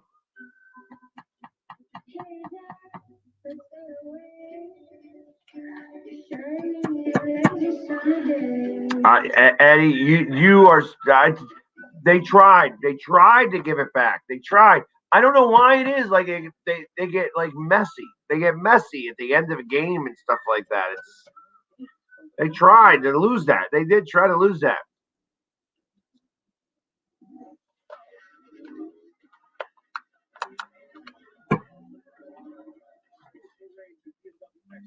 It's all right. I think we do this. I think we get it. I think we bring it. I think we win this game. The best-selling BMW X3 is the 2021 X3 for $449 per month. Let's go, Flyers. And by the Toyota Camp, now is available all-wheel drive. Visit your local Tri-State Toyota dealer today. The Nassau Coliseum. Islanders got the first two, courtesy of Anthony Pavillier. Flyers got the last two, courtesy of Cole Giroux. Let's look at the third period highlights. Yeah, Travis Konecny had a really strong third period as well. Picks up the assist there on Giroux's first goal. And Konecny and Voracek team up with Giroux for the second goal for the captain. And Carter Hart doing his part. It was an outstanding save throughout this game. Mess. With a chance late. Another one for Barzell in the last couple of minutes. And then Everly with a first shot. And then Peugeot with a follow-up. And Carter Hart, two great saves. All right, here we go. Here we go. Let's go. Let's go. Let's go. Let's put this game away. Let's put this game away. Let's go. Won all those overtimes up until the last game these teams played. That was Pavillier winning the game in Philadelphia a couple weeks back. So underway, each team a point, one more to be had. Letty to Pavillier. Pavillier moving across to Peugeot. Peugeot decides not to go into the zone. He'll drift back with it. Drew out there with Provorov and Voracek for the Flyers. The Islanders into the Villiers. He'll dig his way in. Cut to the middle on Voracek. Hold, fire, save, Hart. Voracek got the rebound and got checked off the puck. He comes back and takes the Islander off the puck, but the Islanders then get it back in the play, all the way back into their own zone. And that's going to allow the Flyers time to change. Let's go. Let's go. It's Letty. But he has Barzell and Everly. Connecting out to the Flyers, as you see on the forecheck. Is that to Letty, but now it's Barzell. The work on Couturier. Barzell cuts to the middle. Barzell back to Everly. Everly checks, still has it. Holds, pivots. And now it's Bullock. He'll drop it back to Everly. Everly maneuvers toward the net. Drops it. Go! No one home. Couturier trying to get to this puck. It's there. Turns with it. Ah! Spring a teammate on goal. It's tipped away. Connecting still after it. But the Islanders have it 2-on-2 the other way. Come on, boys. Come on, boys. This one's back out to center. It's past the 90-second mark of the overtime. The Islanders trying to make changes here. They have tired Flyers on the ice, so they'll make the change. There you see the times for the forwards for the Flyers. They are going to get connecting off the ice. Here's Bailey. Bailey in across the line. Bailey drops. Pellick back to Bailey. The shot goes. All right, let's go now. Let's go. That's an outstanding save again by Carter Hardy. This snares yet another opportunity. Islanders have been looking high glove throughout this game. This time it's Josh Bailey from a tough angle there. The rolling puck may have been going wide, but sure looks good. That's great for Carter Hart to grab that no rebound opportunity. Here's Gostisbehere. He's out with Lawton now and Hayes. Gostisbehere will get to Hayes. Come on, let's bring it up now. Let's bring it up.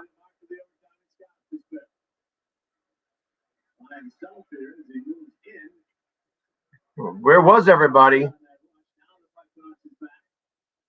it's Hayes circling back all the way back behind his own net. So the start up. Hayes looking back, then moves forward. And then to wait as Lawton was in the zone. Back to Gostisbehere.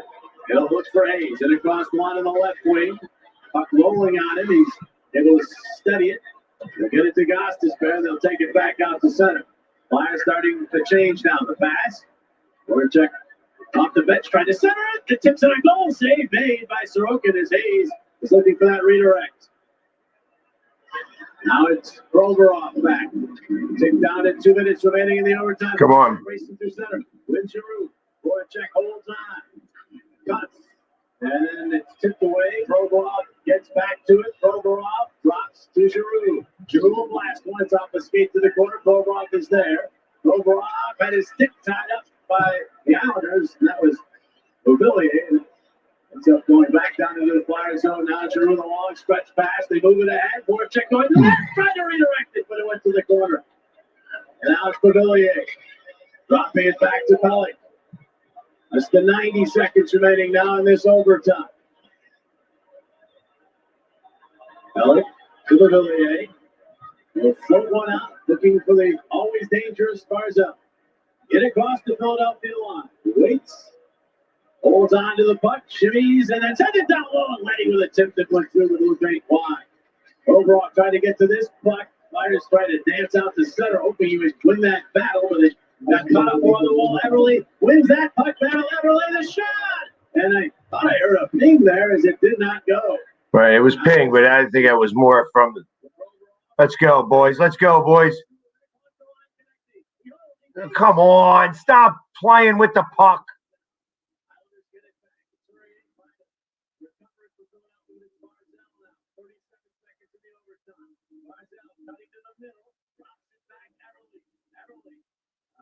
Couturier now spins back toward the wall. Everly pass to Bullock and now back to Barzell. Barzell takes it to the line and starts toward the net. Barzell cuts him and a shot deflected to the corner. Everly after it. Couturier. Come on. Wait for it. The arm is up and a slashing penalty. On who? 15 seconds remaining in the overtime. It's on Sanheim as he went right back after Barzell. You kidding me? Take a look at it. Barzell making the move towards the middle of the ice, and Sanheim stick ever so slightly catches the hands of Barzell. Barzell making sure the ref. Thanks, Jim. Appreciate it. And then the pass down low, letting get the chance to connect. He gets his stick in the way there before chasing after Nick Letty in the corner. That gives the Islanders a 4-on-3 advantage here for 15 seconds. They have called time to try to organize a play off this face-up. Yeah, and give Barzell a breather as well. He's been out there for an extended shift, so their top player gets a chance to get his air back. Yeah, it didn't look like a slash to me there either, Ed, but.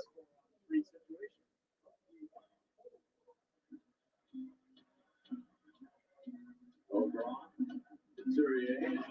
discussing things as they head back out onto the ice. Alstrom still bleeding from his earlier mishap. Joe will take the draw. No Barzell. Yep. So it's Pajot against Couturier. The puck in the circle. Couturier got his skate on it. Bounces down. He'll Sorokin will try to get the Islanders back up ice. They do have time. 6 seconds. Only get across the line. No time. No time. No time. No time.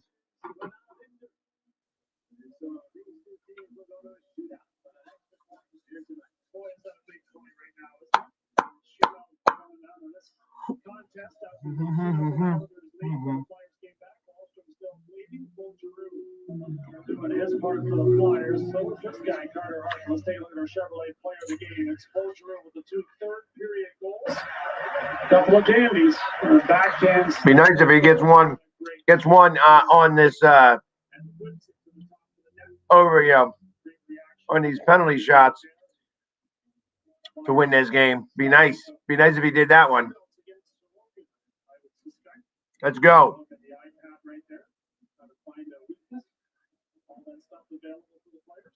He's only been in one shootout in his NHL career, so perhaps looking at some stuff in the KHL. As you look at this huge week, the 3 games against the Bruins, the final 3 times the Flyers play the Bruins. Let's go. Let's go. Let's go.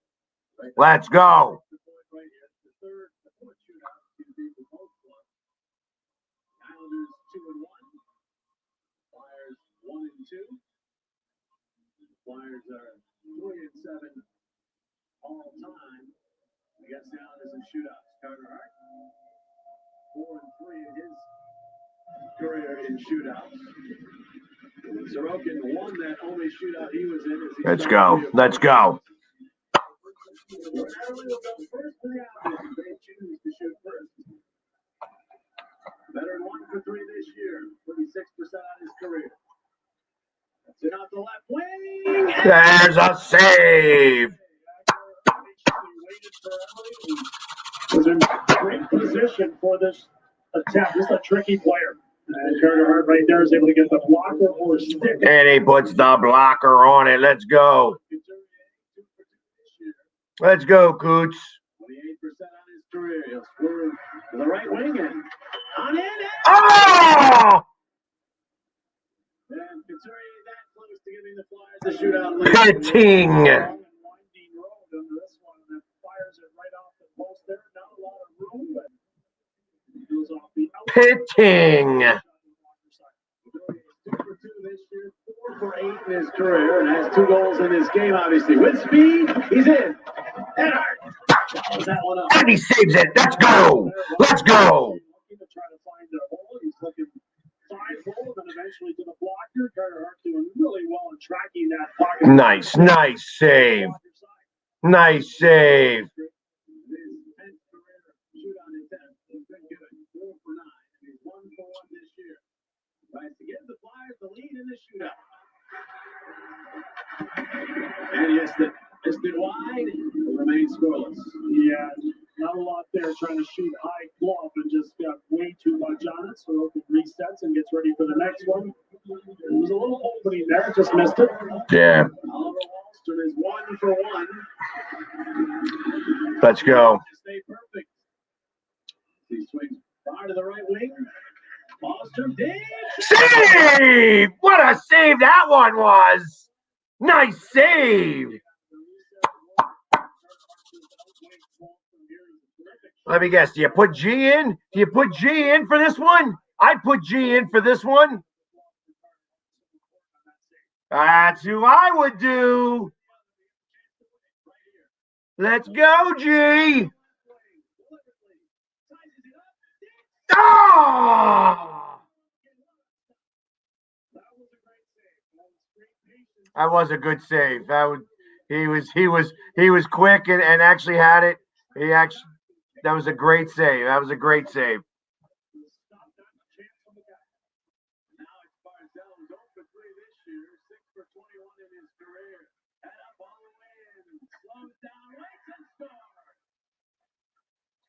Yeah, he was surveying all the way in on this one. He's so quick when he's skating and darting around the ice with his hands. And look at the hands right there. How many times has he Yeah, it was. Snaps it exactly where he wanted to place that shot, just under the blocker. He'd seen enough of Hart's ball.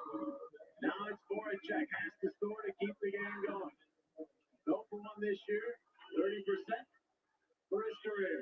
In with speed. Voracek stopped by. What was that? What was that? Are you kidding me, Voracek? Weak.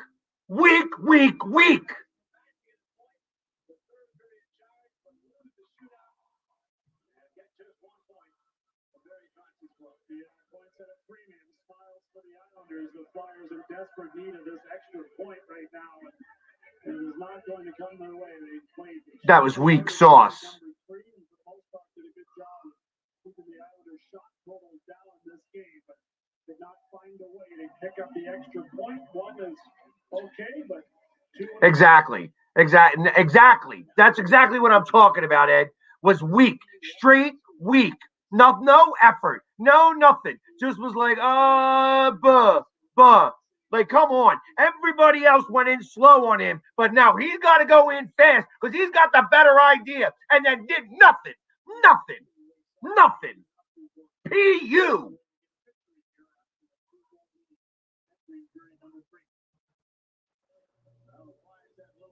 That type of stuff angers me.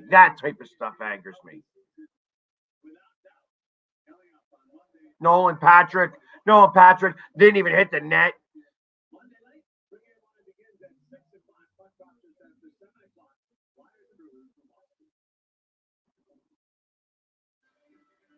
Came into this game after a couple days off.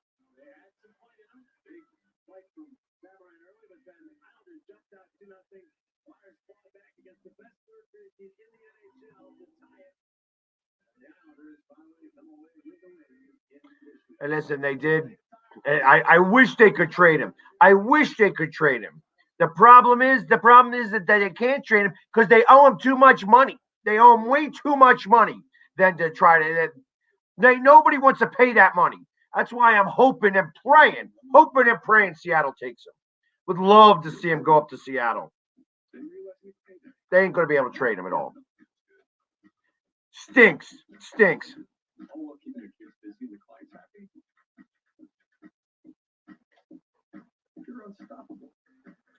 He was good. Like 4 years ago. He's gotten lazy.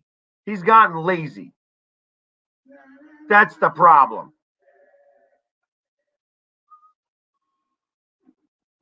You know, he's too busy bapping on Twitter. He's got to talk back to his people that are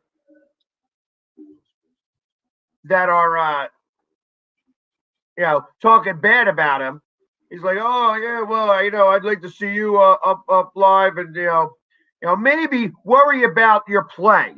And maybe if you played better, you wouldn't have too many people criticizing your play. Maybe if you played like you earned the $8 million that they're paying you, maybe at that point, you would realize that people actually care. Because the truth of the matter is that you're from Philadelphia, and when you ain't earning your paycheck, we're going to let you know about it.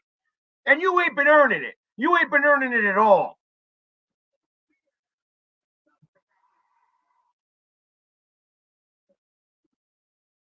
That was a winnable game. That was a winnable game.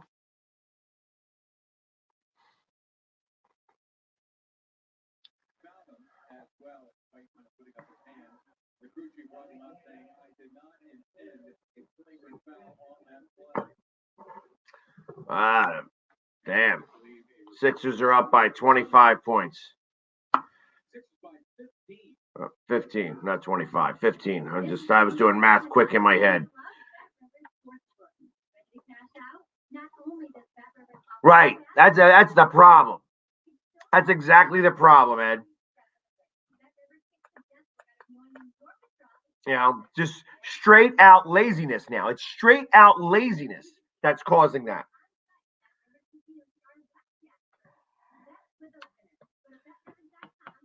Fight all our way back, and then you put him out there, and then he gives out that type of effort. He puts out that type of effort for on the shootout.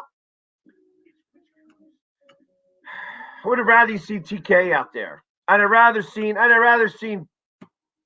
anybody else. Provorov shooting that.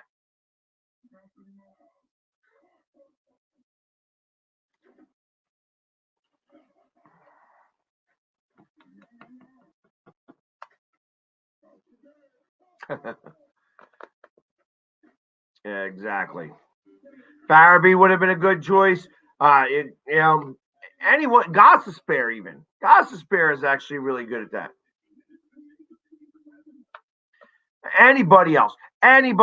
You could have done anybody, but nope. Instead.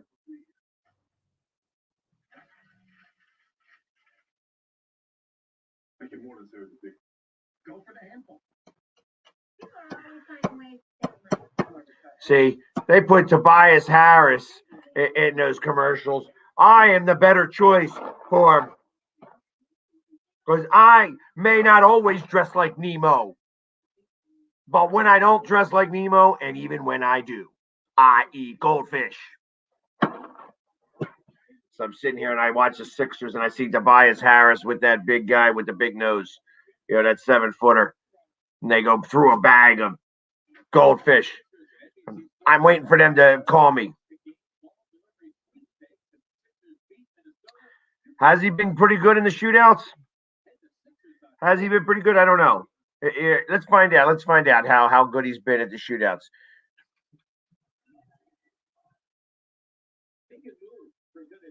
Yeah, let's check that. Let's Jake Voracek and shootouts. And shootouts percentage. Let's go. Let's see what he's got.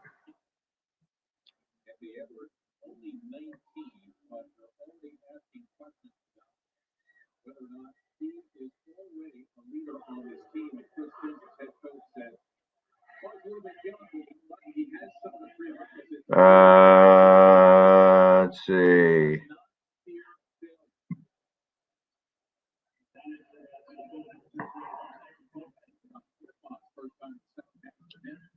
Shootout percentage. Is there a shootout percentage here? Shootout percentage.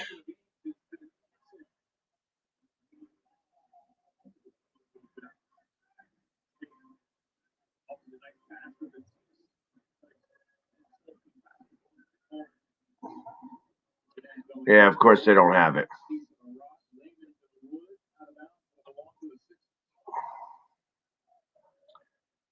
Yeah, doesn't have it here. Let's see if I can find it somewhere else.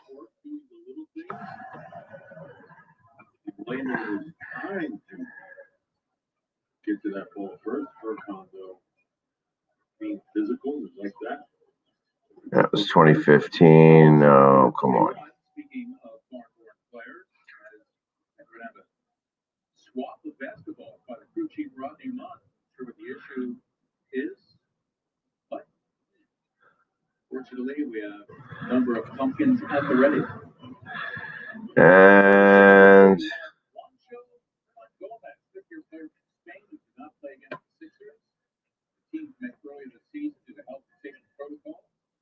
shootout.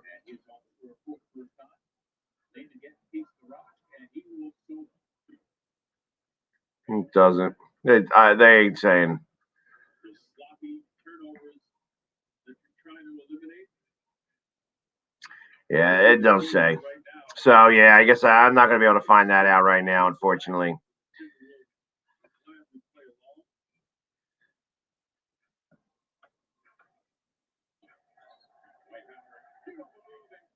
Yeah,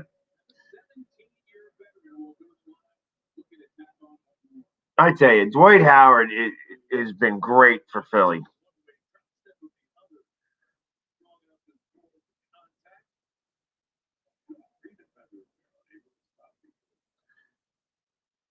And let's because anytime they go to miss 2 free throws in a row, he's really big on letting the crowd know we want frosties. I want to see a frosty.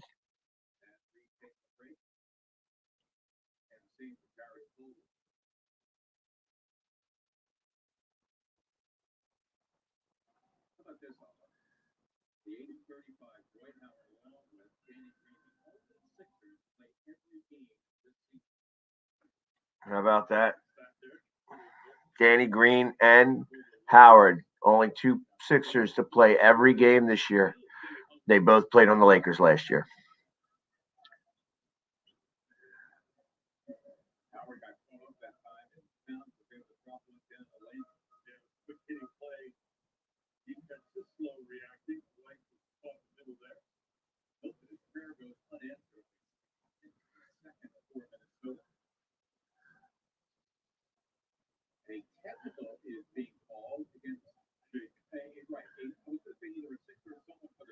Of course, they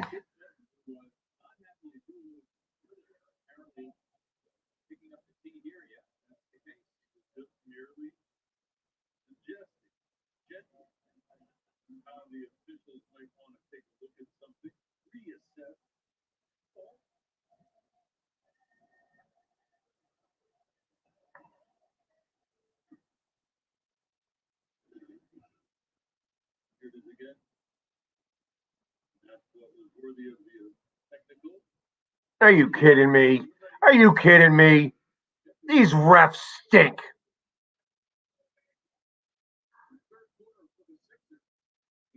Yeah, Matt, I tell you,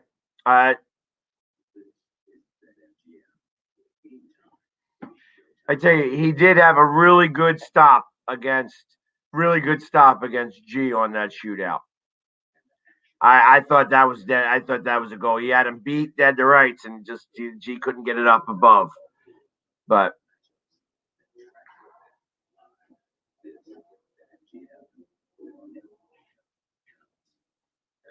yeah, the fact that they came back in the third period, it just that helps me a little bit. That makes me feel a little bit better about it.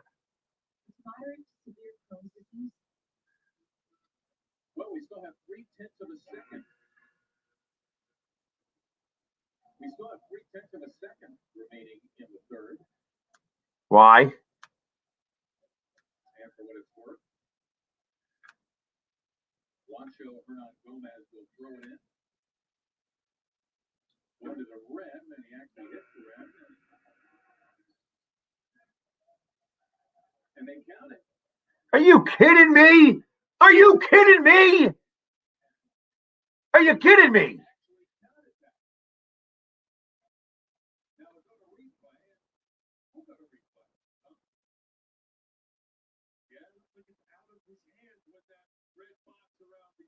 Right, but that's why can't you start the play on the?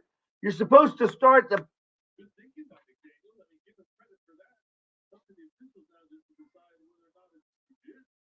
Right, you're not allowed to shoot it at the basket.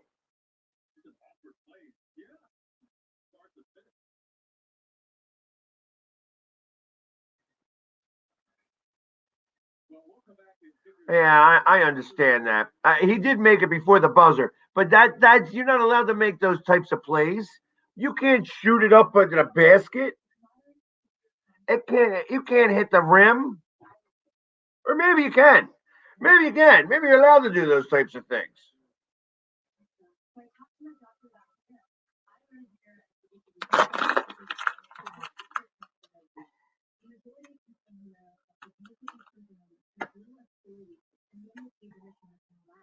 American lower your ability to fight infections.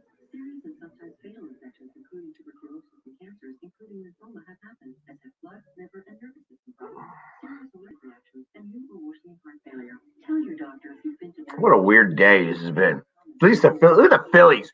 2-0. 2-0.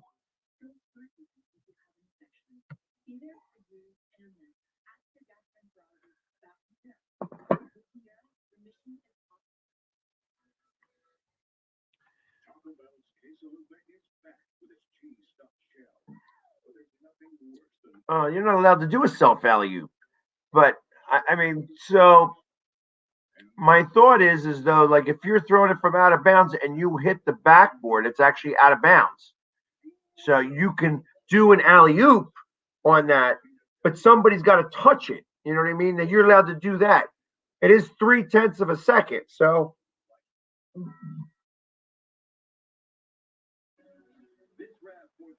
I don't know. I don't know the rule. I don't know that rule. That might be allowed. You're allowed to do that. Who knows? Put it up for a miss. Let the ball bounce. Get it, and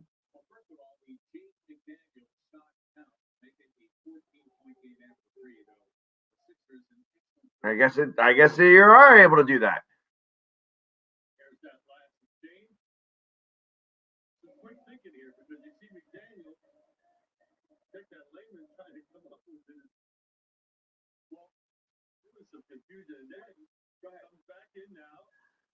And then you can see McDaniel, that's some quick thinking.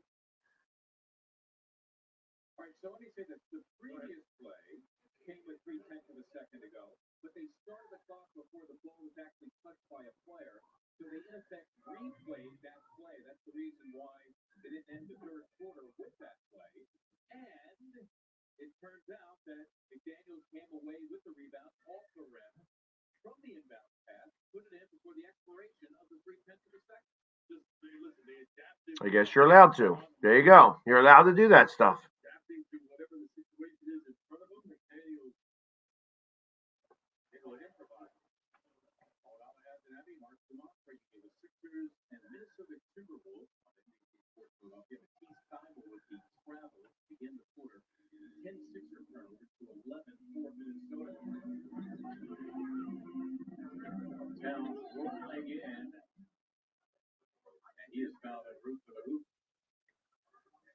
All right, let's see a miss two. In the perfect defensive position, you might need to contact the foul and grab. Let's see a miss two.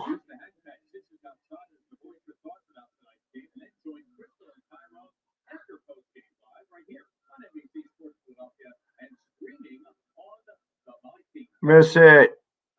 Oh.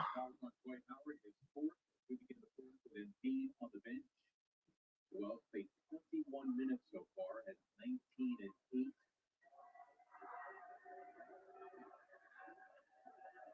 Towns, we mentioned, been stuffing the stat sheet lately, and tonight no exception. Exactly. I want a Frosty too. Got to see a miss 2 in a row though, so they got to miss that first one before they get the second one.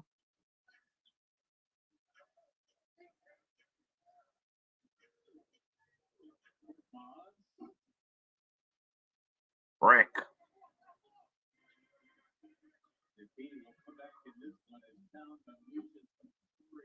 Brick.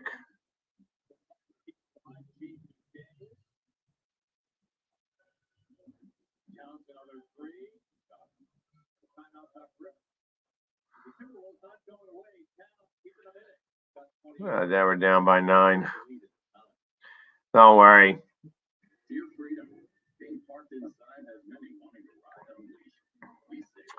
So, anyways, it was a good night either way. Phillies are up. They are. What are they? How's it? The Mets haven't even played yet, right? And Washington hasn't played yet, so they're up by 2 in the division already. right? Because they got postponed again today, I would think. Yeah, the Mets and the Nationals are postponed before COVID. So Philly's got 2-game lead on everybody. I like it. I like it. Really just a 1-game lead, I guess, on the Mets and the Nationals.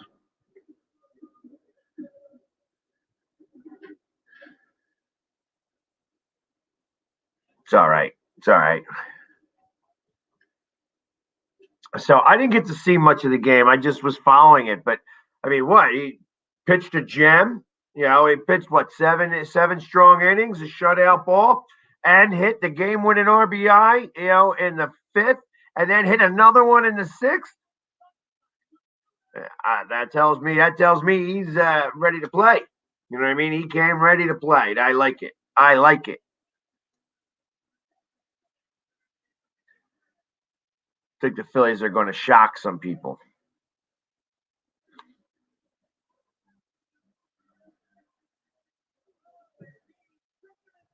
They had a lot of runs last year. And so far, the bullpen hasn't given up any runs. Knock on whatever wood I can. I'm not even a knock on wood guy, but no runs given up by the bullpen. 2 games. I'm digging it. I'm digging it.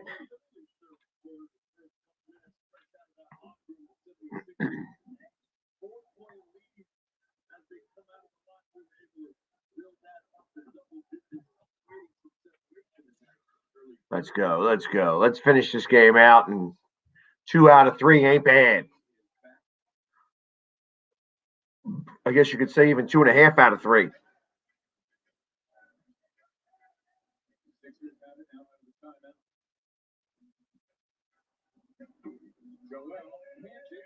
Joel Embiid.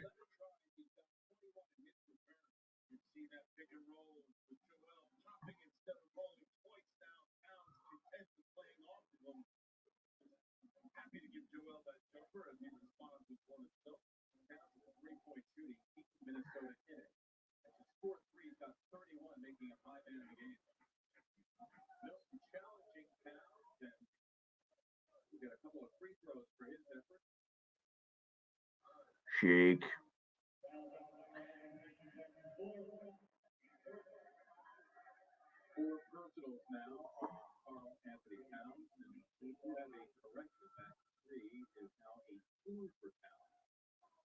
Oh. He must have been on the line. Them big feet.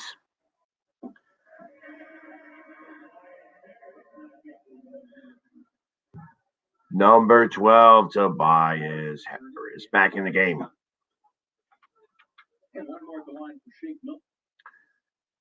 Shake, 13 points tonight. 5 for 11 from the field and 2 for 3 from 3-point land. Nails both of the free throws.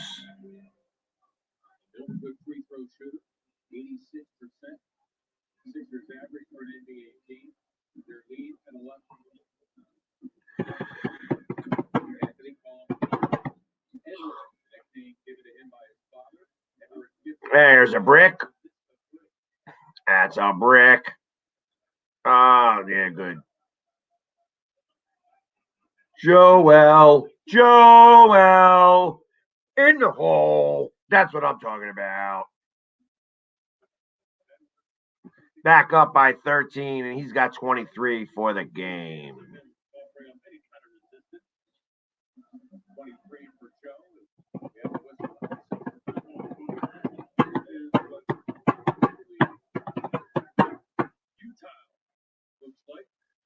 Resistance is futile.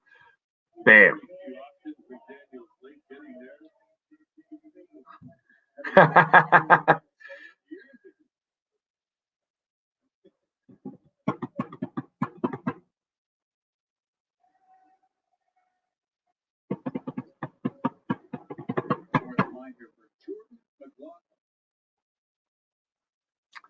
Let's go. Let's go. Here, you know what, guys? You guys want to come on?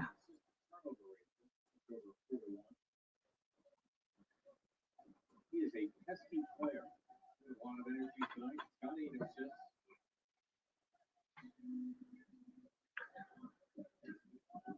He is zone here for the Timberwolves. Oh, Korkmaz downtown 3.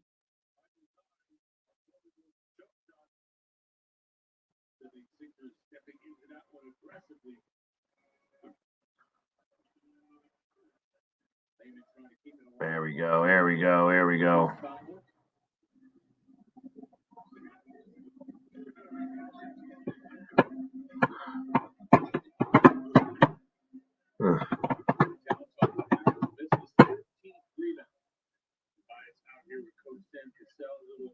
Working on that little runner jump hook. I'll get that down.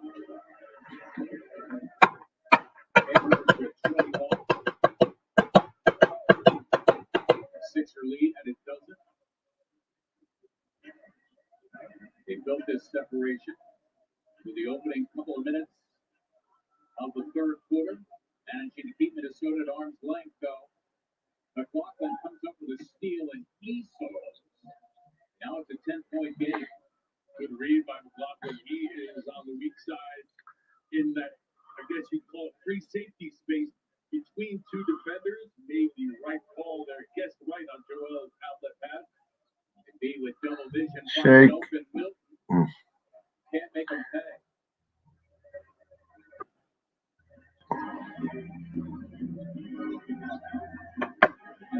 Now moving on Embiid. Joel going for the steal. Foul instead. They're going to replay it after the person. There's the steal on that cross-court pass to Furkan. Boston reading it all the way, and then just a while ago, the getting all your money's worth foul by Joel Embiid. The officials now are going to go to replay to determine whether or not that was a flagrant foul on Embiid. It is his third. Yeah, I was going to say, it looks about as flagrant as you can make it. This matchup, everything was built up to be between these two. Looked flagrant to me. There are replays for you to take a look at. Of course, there is a history between them. Wrestling match. Yeah, I was going to say, that looked about as flagrant as you can make it. Wind up, impact, follow through. WHIP is the acronym. And Embiid hammering down that time on Towns, sending him to the line for the 11th and 12th times in this game. Embiid, by the way, first action in a little more than 3 weeks is working on 24 minutes. So here is Towns after the flagrant. 2 and the ball back for Minnesota. Yeah, he's actually pretty good from the free throw line, so they're not going to be able to get it. You can see the extracurriculars for both guys. This is championship wrestling for sure. Off the top rope. The 2 were ejected, and later each was issued a 2-game suspension by the NBA.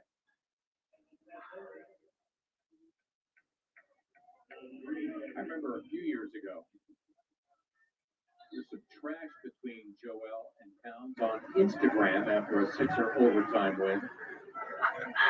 So they go back a little bit. Trash on Instagram. Go figure. By Joel Embiid. Not Joel. Not Joe.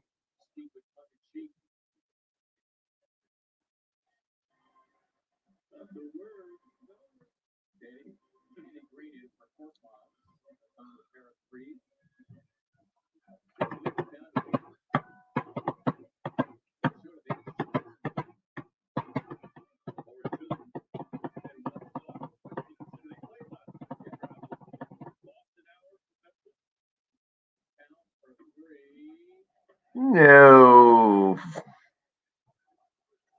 Yeah, they definitely have had their Curry 4-2.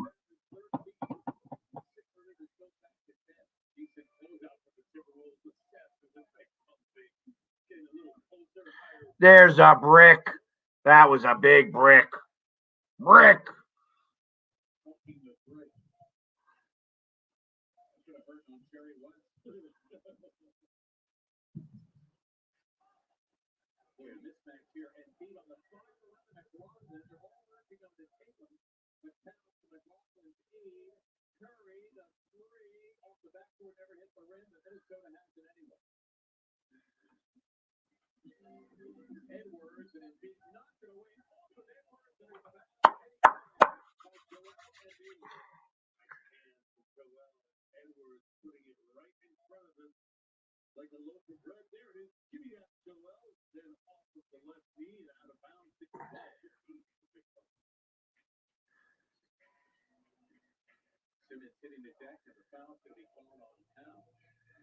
Oh, stop crying, Towns. Stop crying.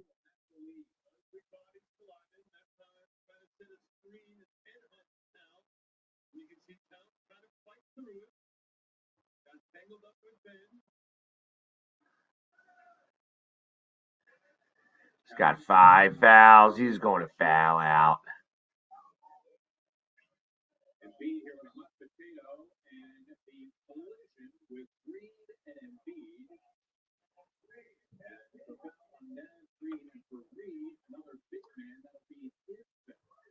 Oh, let's go. You can see him. He's been collecting ever since coming into the game in the first half. To his defense, he is going up against the best two-way big man in the league. Yeah, he's in there now, defending and being protection for Towns as Edwards comes up with a turnover. He's got 23, and again, the lead is down to 8. Plenty of time for Minnesota. They can muster the energy in the second of a back-to-back as we pass the halfway point of the fourth. Harris denied. Nice play by Gene McDaniels to block the shot. Edwards again, challenging MP to have the final word. Out of bounds and along to the Sixers. Will it? That's pretty remarkable because I thought he had Joel beat right here with the reverse layup attempt right there. He's kind of close. Oh, it hits off his head. He's like a pound and hits him in the face to go out of bounds. I love it.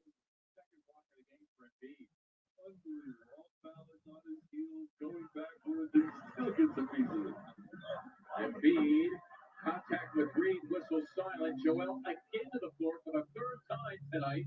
Out of bounds and belong to Minnesota.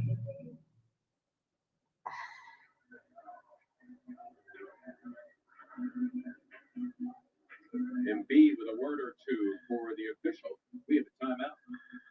5 minutes left to go in the fourth quarter. Sixers up by 8.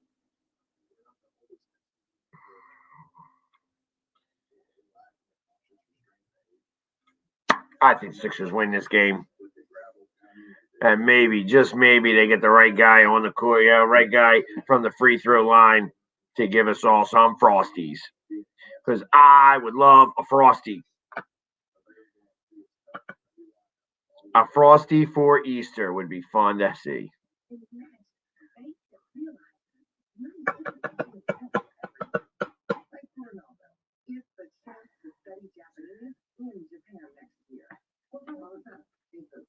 How's everybody doing tonight?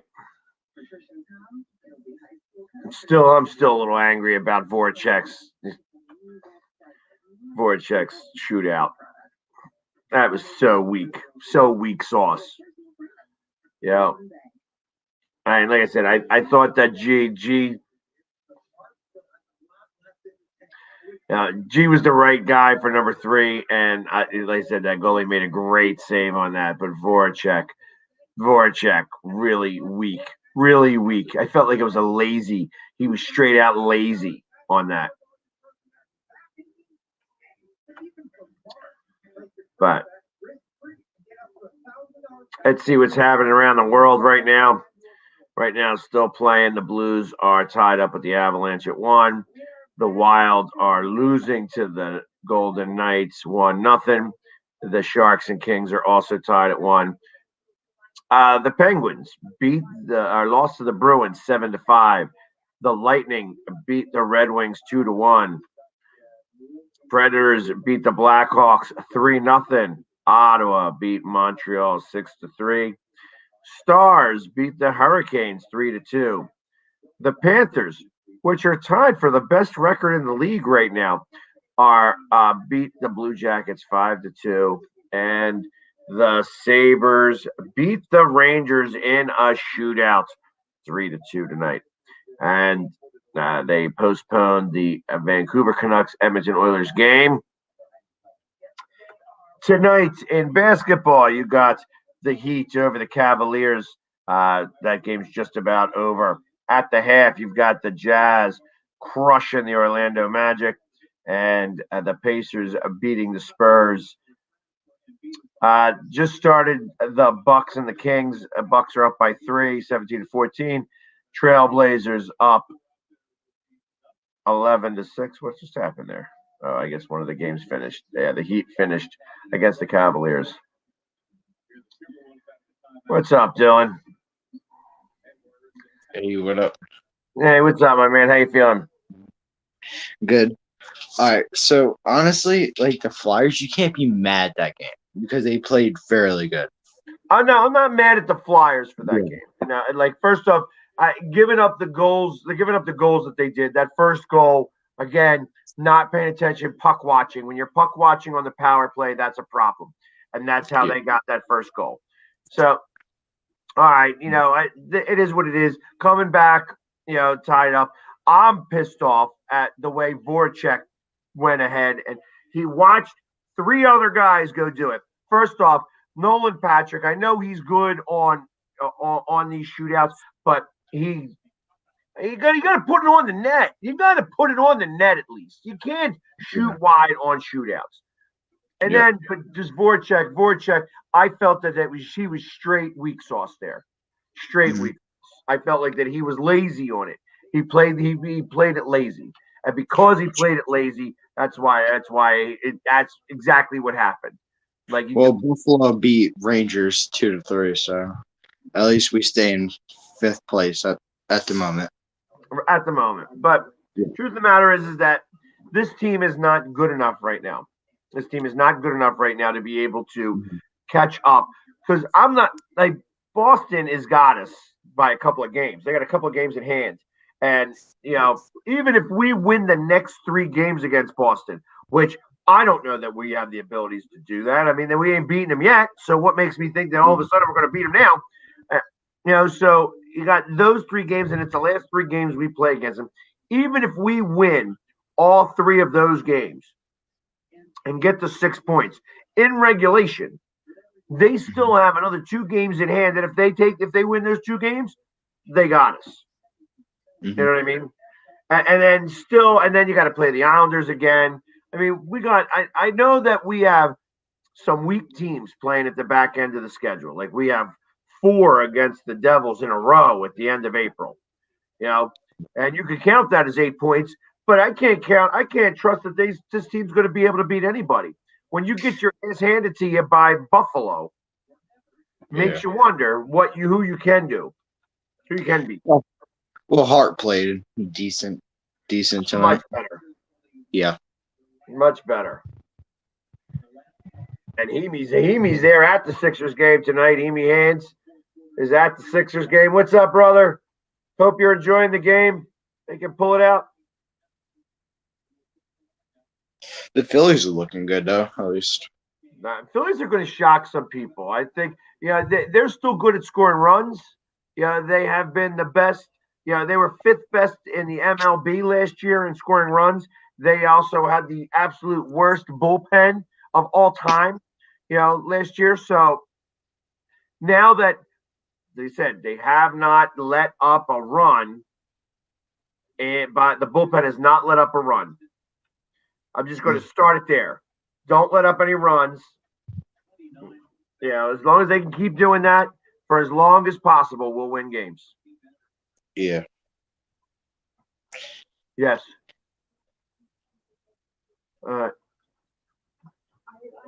Did you see JT's out at home plate? What was it? Thursday? Yesterday in the 10th inning. Yeah. That was a great play. That was a great play. Roman Quinn with a good throw, and JT with a great play at the plate. And then you know what? And that's why I can't stand that rule. That rule is ridiculous because they only had two batters. Two batters did that. So there you go. You got 3 outs on 2 batters, and then we get to go play. So hey, listen, you want to play that way, that's fine. If that's what the rules are going to be, then that's great. But realistically, that's a crap rule. It's a crap rule. Yeah.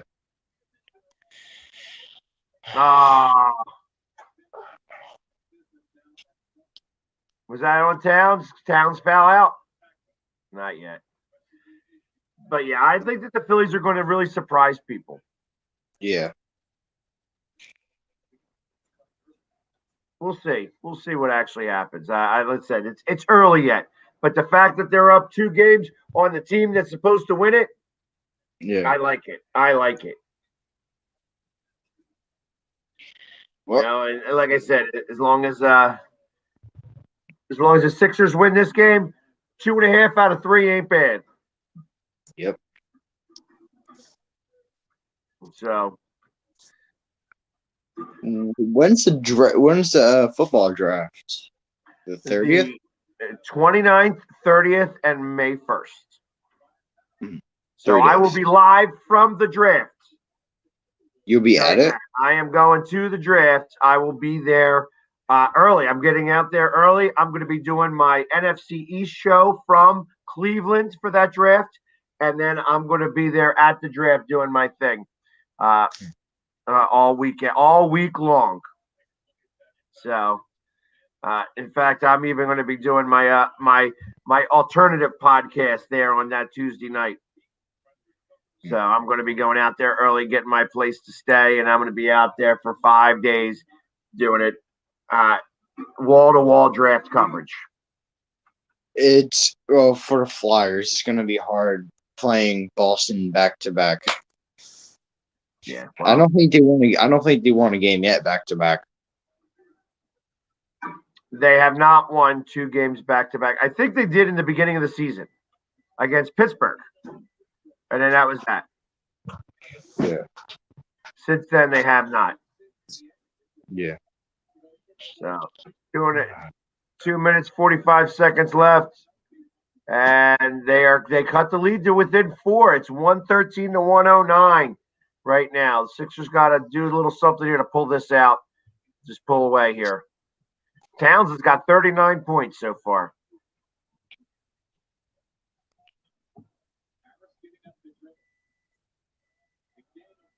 There we go. All right. They got 6 seconds left on the shot clock.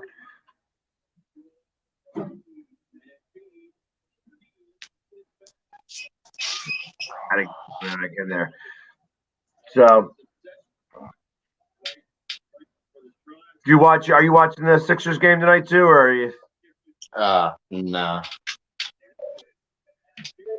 What is it you're watching? I just got done watching the Flyers. I was gonna watch it, but I was like, I can't get my dad got the TV downstairs, so I got the Xbox hooked up to my TV, and I got the NHL app on there, so I can watch the Flyers on my Xbox, which are pretty nice. Nice. Yeah. Well, that's cool. Yeah. So you watching you get to watch all the hockey games? Yeah. Oh, that was nice by Tobias Harris.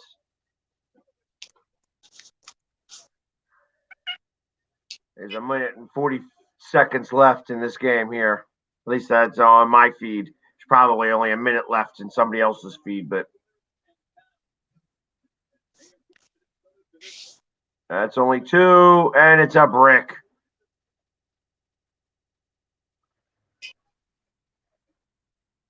There we go. Slow it down. Slow it down.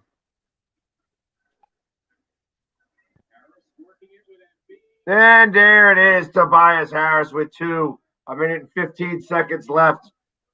Up by 8. Tobias Harris with 30 points, 10 in the fourth quarter. Isn't Joel back? Joel is back. So far, he has 23 points. Tobias Harris has scored the last 8 points. I love that he's able to finish out like that. Let's go. 45 seconds left.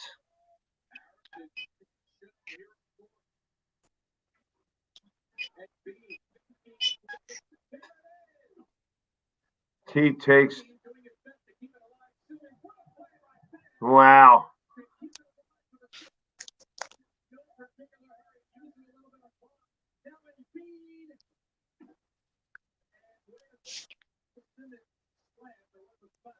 Got ya.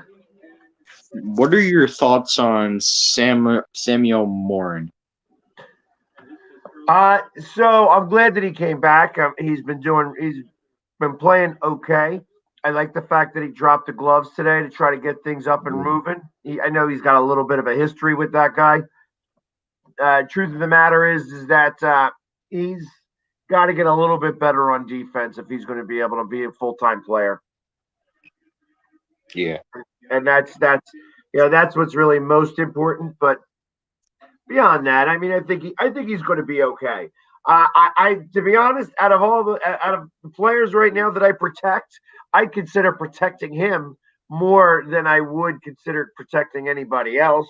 You know what I mean? At least I feel like he's got a lot more upside than certainly Gostisbehere. I mean, they won't even put Gustafson back on the ice. It amazed me when they put Gostisbehere on waivers, but I know what they were trying to do. They were seeing if anybody else would pick up his contract.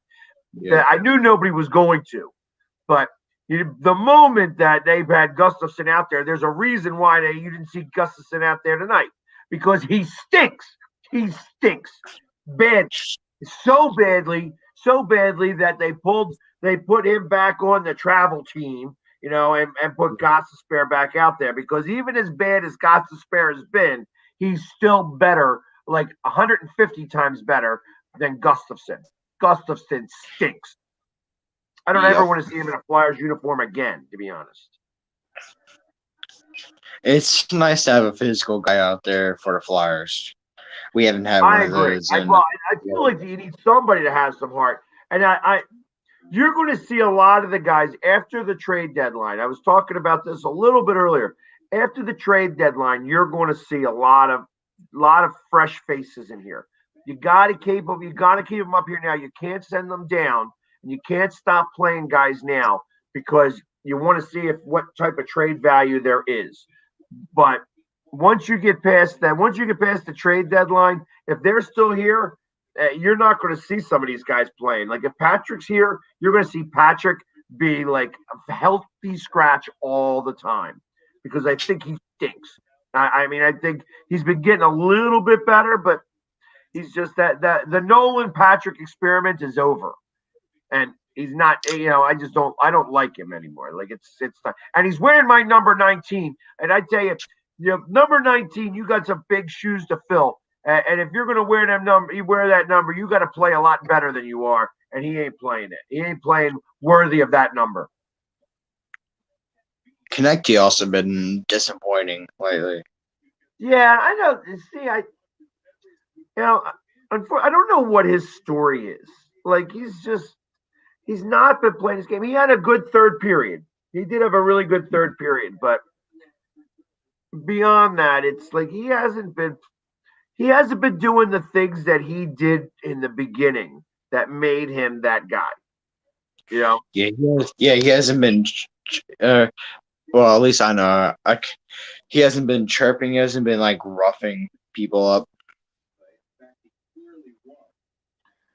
So, the chirping comes with scoring goals. You know what I mean? So when you're not scoring goals, you don't get the chirp. Mm-hmm. Well, Samuel Morin's chirping way before the game. Well, that's part of his game. Yeah. Samuel Morin can do his thing as long as he can bring a little bit physical out there. Right. he likes to chirp before the game. And like I said, those guys had fights well before, back in the AHL. So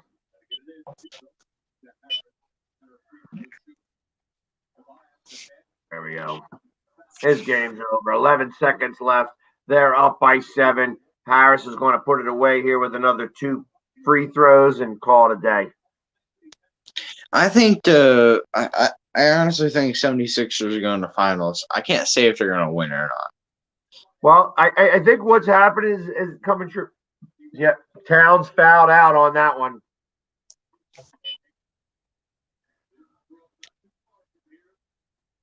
He actually had a good game, Karl Anthony Towns.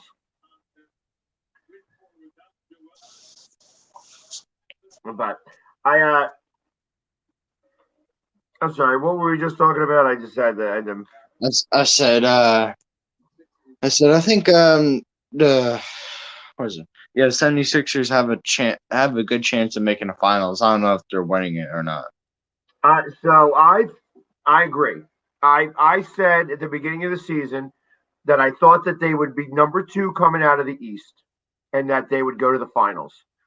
And it's looking like it could very well become that. Like they could be number 1 in the East, which would be nice. I still think they're going to wind up number 2. I think they're going to have like a stupid loss and somewhere towards the end, and that's going to be what kind of puts them in the number 2 spot. But that they in the playoffs they'll crush, and they're going to wind up going into the finals, and they're going to play an LA team. That's what I've been saying that. I've been saying that from the very beginning. I thought that they were going to play an LA team. I don't know which LA team, but I think they're going to play an LA team. It could be the Lakers, could be the Clippers. I think that we beat the Lakers. I think we lose to the Clippers. I would like to verse the Lakers, just knock them out, just screw up everybody's prediction of them going back to back. People who say that, I honestly think they don't pay attention to other teams and what they picked up. Right. Well, I love the fact that the Nets are scared of the Sixers. They're picking up everybody under the sun, trying to compete with the Sixers. Dude, I thought, who's hurt from right now? I just saw it. Oh no, Harden's hurt. Harden got hurt too. What's his name's hurt? Durant, Kyrie. Oh no, Griffin. Durant hurt. Oh no. I know. I think it was Griffin or Harden. One of them was hurt. I saw on opening day when I was watching A's versus Astros. There we go. And the Sixers win 122-113 to end that. There we go. And I get to call tonight. 2.5 out of 3 ain't bad. Phillies win 4-0. Flyers losing the shootout 3-2, and the Sixers win 120-113. Not too bad of a night. Drew almost put it away in the shootout. Almost. I tell you, that was a great save by the goalie. Yep. That was a great save by the goalie. Mary, I hope you have a happy Easter as well. I almost said Merry Easter, I know. I hope you have a very happy Easter. Thank you very much. And this was my daughter's birthday party today, so that's why I didn't get to watch the Phillies game. And I got, we're all here. So now I am going to get off so I can go spend some time with my kids tonight. We're going to watch some movies and whatever. So, but thanks for coming on, Dylan. I really appreciate it. So I'm going to let you slide out of here. I'm sure I'll be talking to you again soon. And listen, we got some work to do this week. Monday, Tuesday, Thursday, Saturday. So I'm going to be at the game. I'm going to be at the game on Saturday. On Tuesday, I'm going to be at the Phillies game, so I'm not even going to be able to watch the Flyers. But you got to yell at Marshawn. Oh, I will. You know I will. Dude, you gotta I'll call get him a rat. paid. I'll Dude, be he's nothing yelling but at a rat. him as best I can. You know, that schnoz is going to be hearing from me. You know what I mean? Dude, he's a Boston rat. Exactly. That's exactly correct. Between that and you know, even pasta. Yeah, I start to try to yell at pasta a little bit. I'll be trying to, you know, the goalie. I like busting the goalie's balls a little bit. Like, hey, when's the time for you to quit? Any time for you to quit? All that type of stuff. Geico makes more saves better than the goalie. Right. Oh, all right. I'll let you go. I Happy appreciate Easter. it, Still. Thank you very much. You have No a great problem. night and a great Easter. Go Philly. Yeah, go Philly. All right, guys. Listen, I appreciate everybody hanging with me tonight. I wish all of you a very happy and healthy Easter tomorrow. And hey, listen, it wasn't too bad today. The Phillies 4-0, up 2 games in the division. We are in first place in the NL East, and that is awesome, baby. I'll take it for as long as I can, you know. And I'd like to see the broom come out tomorrow. I'd love to see the broom sweep away the Braves. That's right, baby. And then you'll see me at the game on Tuesday against the Mets. I'm excited about that already. I'm excited about it. And then next time you'll see us on Monday night. I will be here Monday night with El Parcero Philly, and we're going to be doing it live on Zodiac TV on 7 o'clock. I'm actually going to start at 6:30, 6:45, so that we can talk a little bit about what's going on, you know, in Philadelphia sports, and then we're going to get into Flyers hockey against the hated Boston Bruins. Let's go, Flyers. 10-9, 876ers. And the Fighting Phils ring the bell. Let's go. Guys, happy Easter. Have a great night.